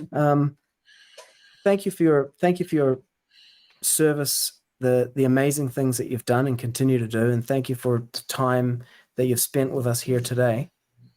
It's been incredibly enriching and inspiring, And I'm looking forward to the other episodes that we do on these other topics, because there are worlds and worlds and worlds in each of those things we touched on today. Yeah. And again, I acknowledge you for your loyal service to Srila Prabhupada, your courage in taking the stands that you have taken, and weathering the criticism that you have, and continuing to bring yourself forth in line with what it is that you're committed to in the world. And it's a great honor and a privilege for me to be on the planet with you at this time, and to have had this conversation and those that come later. Thank you. Thank you, Sitapati and Dana Devi Prabhus. Thank you. Your words touch my heart, and I'm deeply, profoundly appreciative that we got to meet and exchange. And I feel true friendship with both of you, even though we just met 3 hours ago, essentially. I feel true friendship in service to Prabhupada. I appreciate this opportunity and the content, quality, substance, and of our association here. I look forward to more. We are too looking forward to develop stronger relationship with the community, all of the loyal devotees as yourself to Srila Prabhupada, because that's very empowering, that's very inspiring, that recharge our energy like there is no one else in this world except for our master. And I admire you for being true to your values. That is speak a lot about who you are as a person in this lifetime. And as my husband was saying, such a privilege to meet someone in this, becoming in contact with someone like you. And we encourage for sure, you're the presence that represents loyalty to Srila Prabhupada and what it means to be loyal to Srila Prabhupada. And I hope the newcomers, the devotees that are finding it really difficult to be in this community of devotees, to see what it means to be true to ourselves. And what are the risks and benefits. But there are more benefits. There are temporary material things that can happen, but the benefits are eternal by being true to ourselves, by being so loyal to Srila Prabhupada, and by communicating, by representing who we really are, what really Krishna is. Thank you. Thank you. I'm deeply encouraged in my service to Prabhupada by your words and by our association. Thank you. Hare Krishna. Jai Srila Prabhupada. Jai. Jai Srila Prabhupada. Thank you, Prabhu. Hare Krishna. Hare Krishna. Have a great evening. Yes. Thank you for being so generous. Day in Krishna Consciousness. Hare Krishna. Thank you. You too. Haribol, here's a link to Prabhu's book, Relationships at Work, The Power of Conscious Living. Thanks to Danielle for posting that. It's in the comments. This book is actually available as free download on Kindle Unlimited. Wow. We should get an Amazon affiliate link so people can get these books with Kindle Unlimited subscription. Anyway, you download it. Or did I pay for it? I can't remember now. Probably you pay. Yeah, I don't think it's free. I paid for the Audible version, and then maybe it's in Kindle Unlimited. Anyway, you can get it electronically, or if you like paper books, you can order a hard copy from there. Shout outs to Janavajan, Muchakunda Prabhu for commenting on the stream. Anyone else has commented? Muchakunda's got a ton of them. Atmananda Prabhu, shout outs for watching. Pretty incredible conversation, hey? I was amazed from topic to topic. It was like, that means to be powerful communication. And again, wow, hot topic, dynamite. And yeah, and I guess it could have gone anywhere that we wanted to. And this meant to be integrity. We've been advertising, communication and For powerful relationships. yeah, and because it's a great service for couples, brothers and sisters, moms or grandparents, relationship, it's not the easiest thing, but it's the most fulfilling thing at the same time. Human beings, we like our cluster. Yeah, and it takes a lot of, you have to be extremely different to be courageous. Extremely different to be courageous. Yeah. It's not easy to be courageous. Yes. It's scary. Uh-huh. It's very scary, like, because we are we're going to confront, or are we confronted by these thoughts of like, what if the person doesn't like me anymore? What if I don't fit that anymore? What if, like, the separation, you see, like the thought of being broken or separated or disconnected, it really kills us. This connection is something that really affects us. And that is the thought that comes to us when we are thinking about like, what if? Yeah. But being courageous is basically tapping into your values. Well, if we are aware what are our values for ourselves and to the world out there, we become more powerful on who we are. We become more, we have more sense of ourselves. Our self-esteem is actually developed in this. As otherwise our self-esteem will be just trash and trash and trash. And what are the effects of our self-esteem? And the question is, what is actually self-esteem? Well, esteem comes from the same root as estimation. Like a relative estimation of something. Ami Atla Rose is commenting here. He says, "Thank you for facilitating such an enlightening podcast. All glories to your amazing team service to the Vaishnava community and the world. Haribol." Thank you for we were born to do this service. Made for everyone. Service. Thank you for your encouragement and acknowledgement. Yeah. Just before we go to the self-esteem, what you're saying about courage, what I'm hearing there is that what courage is being true to your commitment in the face of fear of consequences. That would be the definition I would generate from what you're saying. Okay, so if you are true to your commitment in the face of fear of consequences. Yeah. But who is true to the commitment that we're going back, right? That is a comment. Yeah. What is true to who is true to that commitment? Who are we talking? So self-esteem means you valuing that that soul, who you are, full of potential, full of expansion and ideas and so much love and enthusiasm. That is you, the self. And once we start, is a word in English, opaking? Unpacking? No, opaking. Opaking? Yeah, lo oscurar? Yeah, como covering. Covering. Yeah. Opacando, opaque. Opaque, yeah, making opaque, but you would never say that in English. You'd say like covering or. It's like what do you call it? Sometimes having the sun eclipse. Eclipsing. Eclipsing. Yeah. Like putting yourself as you are the sun, you are the moon.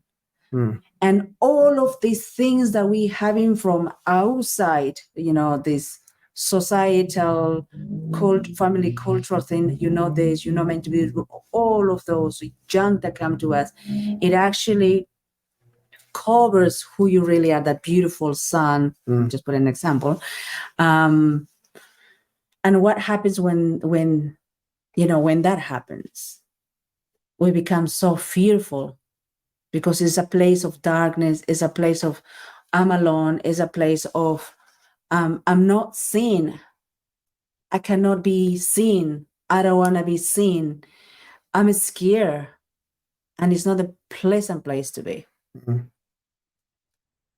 And by not by allowing ourselves to be affected, or those thoughts or whatever people are bringing into us in the family where you grow on, or the culture, the society where you grow in, and they're just impacting you in such a way, but you know, like, this is who I am. And separating yourself from that, we are allowing ourselves to be into that world of darkness. A couple of things about that. In the Bible, it says to not hide your light under a bushel, like your candle. And I remember there was a song.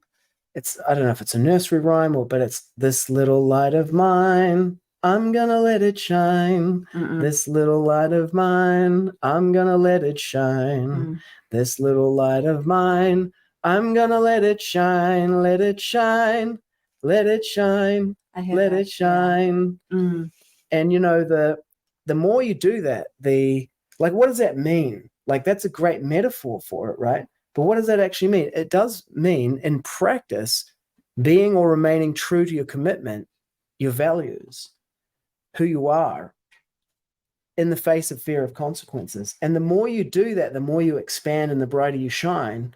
And the less you do that, the more you compromise your integrity to your commitment and your values. In the face of the fear of consequences, the smaller you become.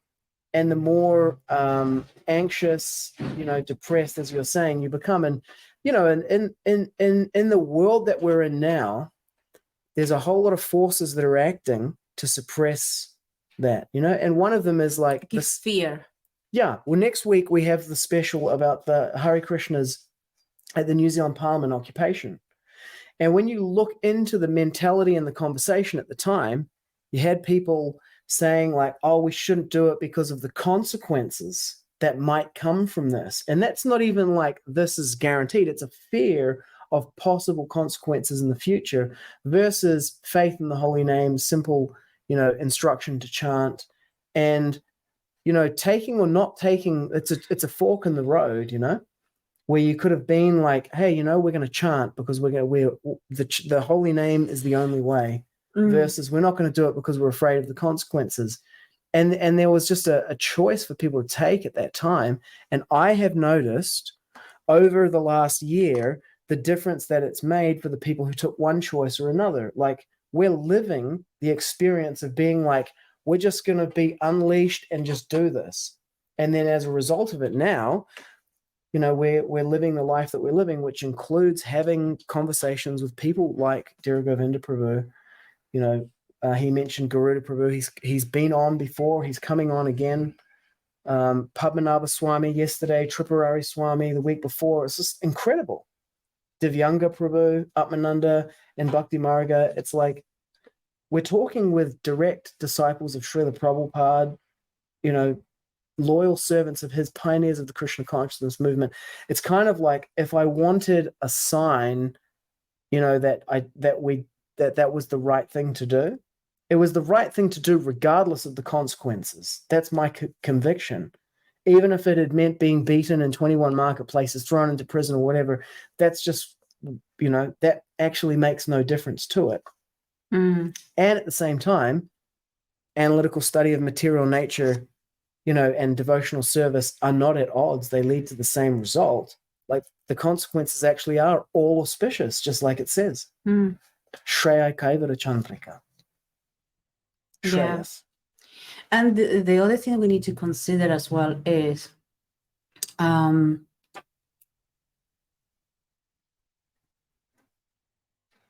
we are spirit souls. Any person that is hearing this, you are a person, you are a soul that needs to be protected, needs to be loved. And the most important part, that love and the protection comes from ourselves, to ourselves. If we are doing, working our lives or living our lives with integrity, you're protecting yourself. You're loving yourself. And what are the effects of that? It's you're courageous. Your intelligence will be a bit more sharp. Your love will be more you will live with such a peace inside you because your intentions are aligned with who you are, and you transmitted that to the world, whoever comes, into your pathway, and that will make you feel happy to the moment when if you die, you was like, I'm okay if I die, because all I did in my life is my intentions were always good. I did not want to cause any harm, because you didn't want to cause any harm to yourself. You don't want to lie to yourself. Therefore, it is not natural for you to lie to other people. It is not natural for you to hurt other people, because you are aligned with yourself, that soul that is full of potentials, full of love, full of bliss. And we have to be extremely protective of that. Very protective, because Maya or anything that comes from the outside can be very corrosive. If we allow just one tiny little seed come into this beautiful, productive, fertile soil, it takes only one little seed to produce way more. And like who we were talking yesterday? No, actually he was talking about the Dhira weeds. Govinda. Yeah, Dhira Govinda was talking about the weeds. Removing the weeds. Yeah. And one little thing will create a huge mass of like expansion of weed. Oh man, like we have couch grass on the land and its roots go really deep. How it gets on there, like bringing in manure from outside, it can come in that way. We've been having lots of manure come in. The horse eat it somewhere else, poop it out, get the horse poop and put it in the garden, and then the seeds come out and then it's on there. And then once it gets in there, it's a real mission to get it out. Yeah. So we don't want ourselves to be covered up with so many weed anarthas or negative emotions or patterns or attitudes. We don't want that. It is painful for the person itself, himself or herself, and it's painful for the people they come across. To the point they are completely blinded. They are not even seeing that in themselves, because they're not true to we're not true to ourselves. I will include myself in this. And what is the benefit of it? Yeah. So what is your take home message today? I love you. Okay. Yeah.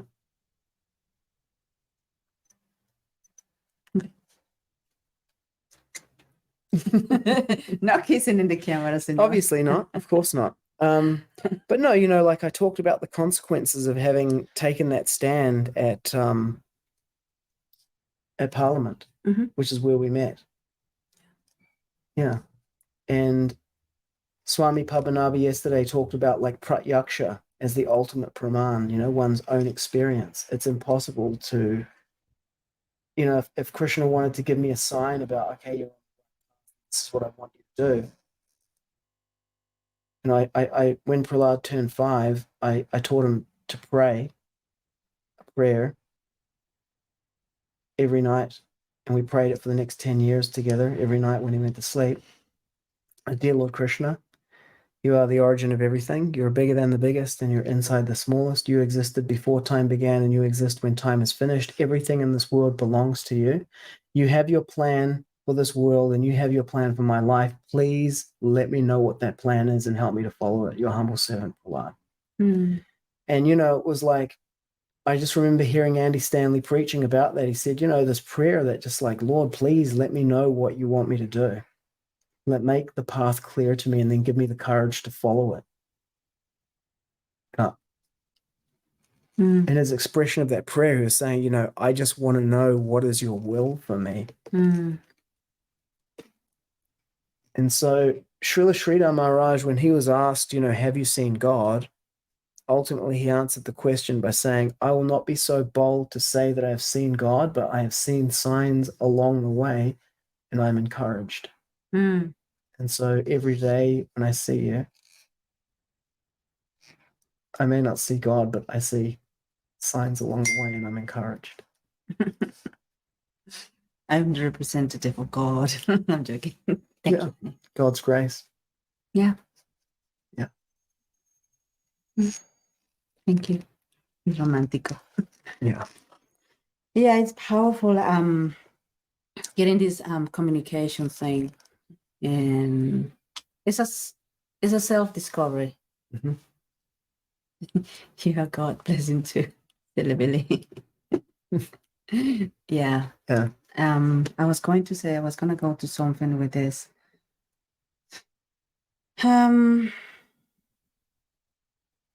Take away from today's conversation. The blessing. Just, Dhira Govinda is just such an embodiment of courage to me, to continually do that. And then people are just like, he has to be a Mossad agent. There's no other explanation. I'm like, even if that was where you were getting your courage from, it's like that. What would you do if you knew that you couldn't fail?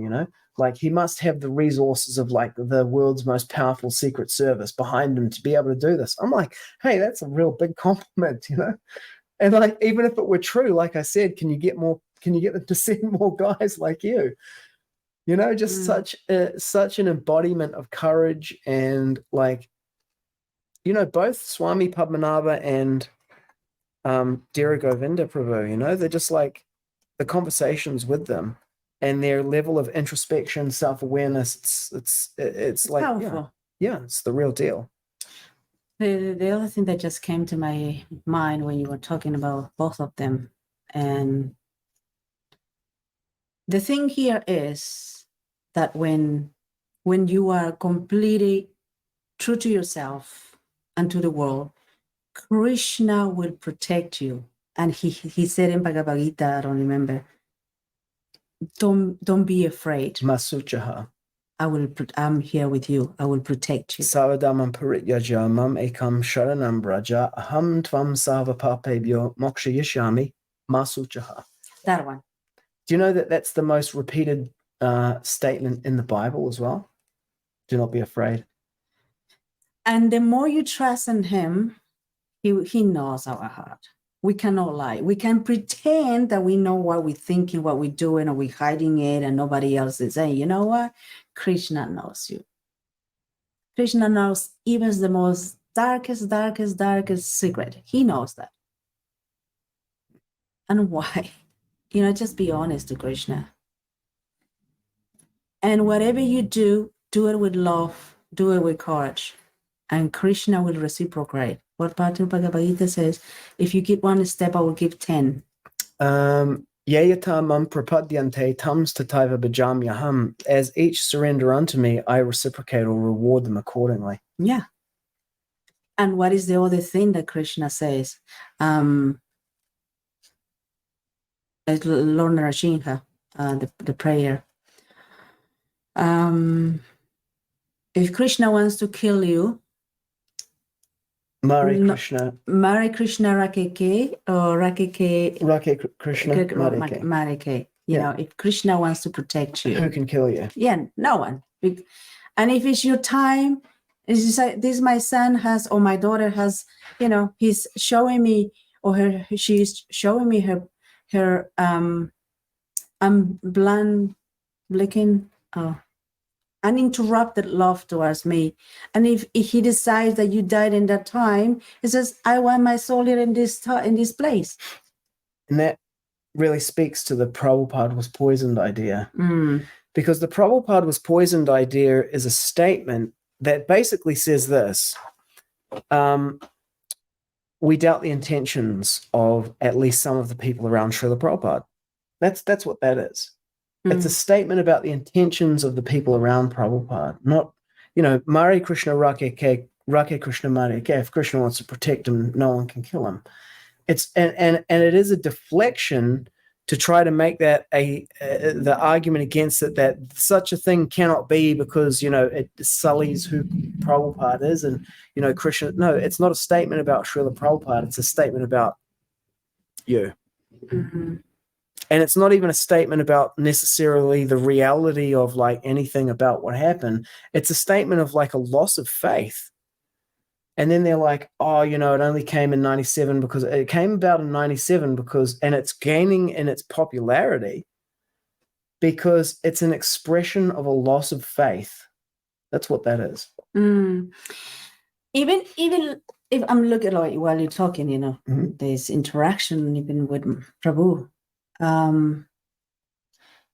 Even if this was a play, and this is true that he was Sure. he was poisoned. Yeah. What if you observe that scenario? Mhm. What do you think Krishna is planning here?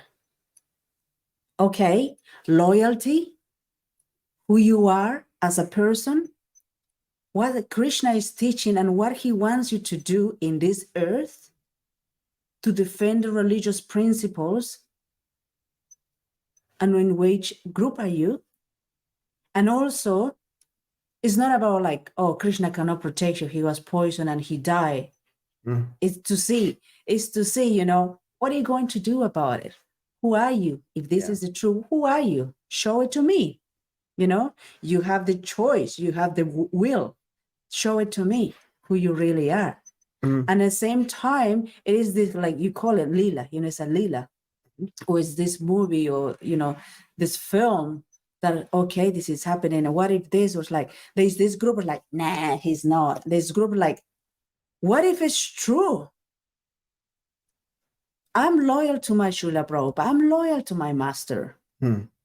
No one will compare to him in these three worlds. No one. To that embodiment of that gentleman who's 69 years old, doing all of this, changing the hearts of the world. Obviously, it is a common sense there. As well as the demons are like, no, I cannot, because I only want to be powerful. You know, this world of dynamics, of hate and envy and jealousy, and the devas is just peace, tranquility, you know, working in harmony between couples, with earth and human beings, respecting other living entities, just praising Krishna day and night, praising him. They don't want that because they want to be God. It is so obvious to me. Mm-hmm. It's like it's a common sense. Mm. This is our true nature, where we want to be just peace. You know, when you go, if our daughter wants to walk at night to that place, we know she's going to get to that place safe and sound, Mm-hmm. because everybody is aligning protection and care of our children. No one will dare to touch her. No one, if anything happened to her, everyone will jump to protect her. This is the ideal world, the utopian world. Mm-hmm. That exists in the other spiritual worlds, you know. Mm-hmm. But we cannot do any more of that. We cannot even leave my daughter to go outside the door. It's like, would she be safe? Paranoid. Mm. And because it's the world of the demons and the devas now. Mm-hmm. We are in the middle of, not even in the middle, we are right in the beginning of a war, spiritual war. What are we doing? Mm. You know, where are you going if you're not fighting? What are we going to do? What is your position? What is your commitment to yourself? What are you committed to save yourself? You won't save yourself. Yeah, I have a whole take on the Prabhupada was poison thing, because I examined it way back when it first came out. Mm-hmm. But, you know, I was like, what difference would it make to me and what I would do? And at that point, it was nothing. At this point, however, it does, because it is a statement and a theory about the intention of others around Srila Prabhupada. And then also I noticed the way that it is dealt with is problematic. The counter arguments against it. It's kind of like, it's one thing if people are like, he was definitely poisoned. It's another one when people are like, he definitely wasn't, and it's a crime to think that he was. I'm like, bro, hang on a second. What did you just say? Prahlad's like, hey, if there were people who had the means and the motive, you can't rule it out. I mean, why are you so like, don't even think that, don't even look at it? It's like, and it's I don't even know how to pronounce that word. It's impugnment.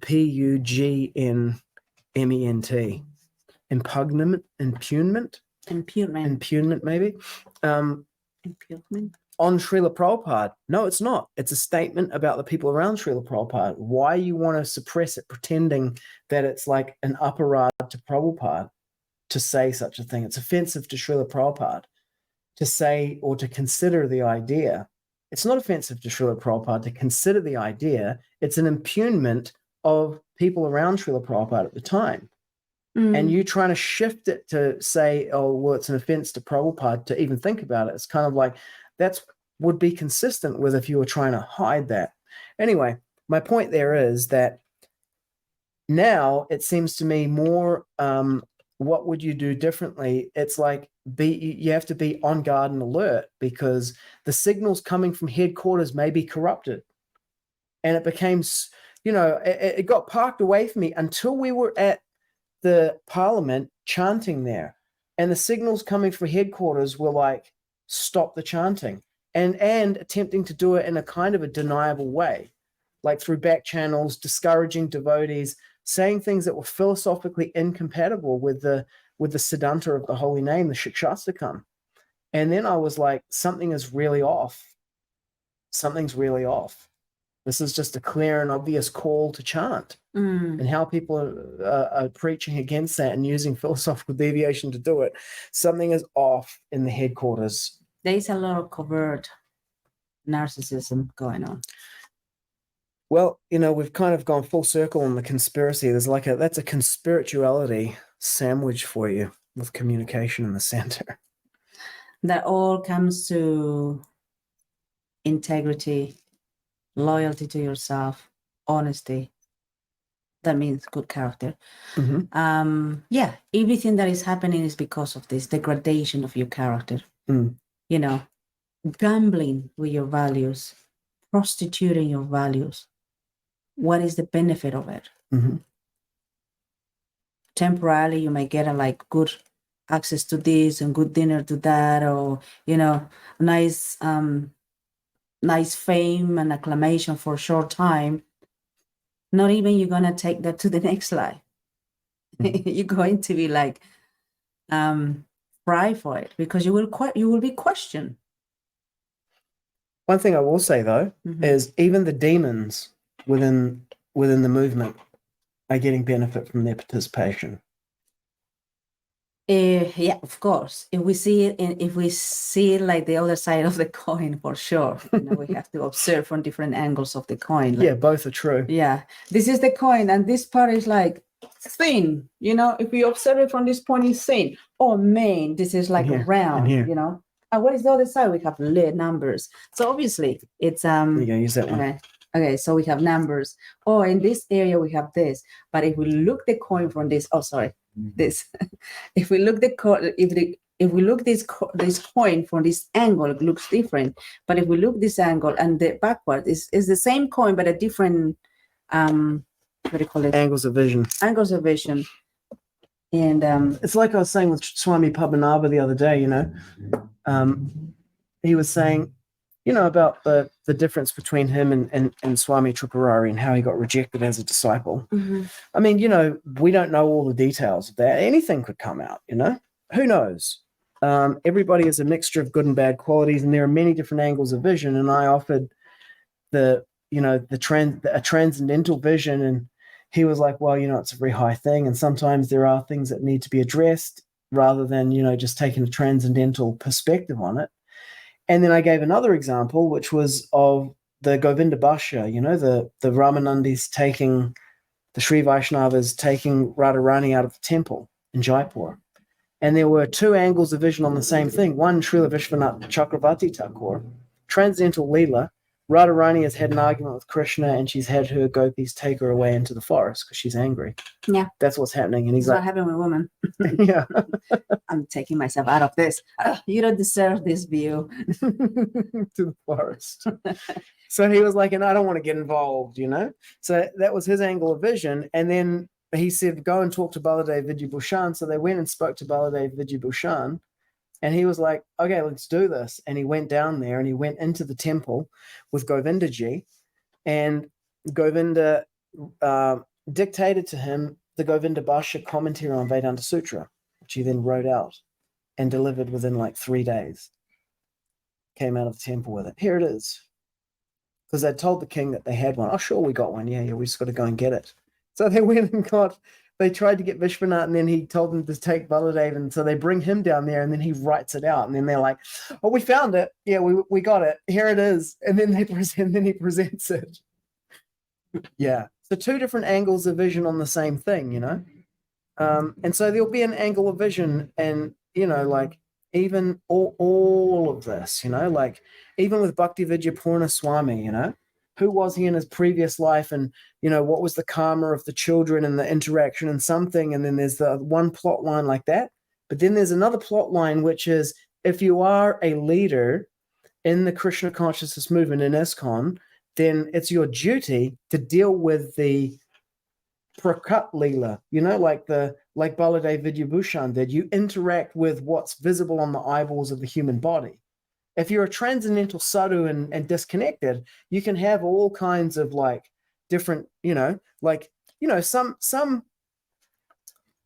some personality, sitting in a cave or whatever in the Himalayas chanting, and with transcendental vision could say, in his previous life, this personality who in this life was born as Anu Deshvapu Das, performed these activities, and then this happened, and so that, and then he can see all of that. And he's like, this is the Anadi Karma Palam, it is the unending chain of karma, and he has that vision, and he's just chanting. But if your job, if you're wearing the costume of the administrator or the leader or the person who's there, then you play your role straight. Yeah. You play your role straight, and you can still have transcendental vision and play your role straight.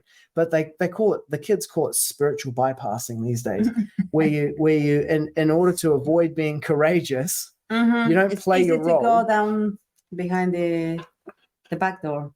And in the sense the thing that you were saying, transcendental vision, some people just want to see it in the transcendental. Oh, this is transcendental, and act like the transcendental. It's like, you know what? Yeah. It is just a way for you.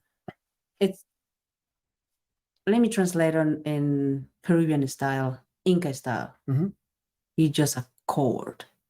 Coward. Yeah. Don't put me in front of me. Oh, this is transcendental. Oh, it's like, nah. Your duty, even as a Brahmana, if you're a Brahmana, call them out. Yeah. Call them out. The scripture says this, and you must rectify yourself. I am here, your brother, that cares about you, about your spiritual life and your future. And this is what we're going to do. Brothers and sisters, please come. We're going to find a way to make sure people that fall into this category, they have such a certain levels of education, protection, love, and all of that.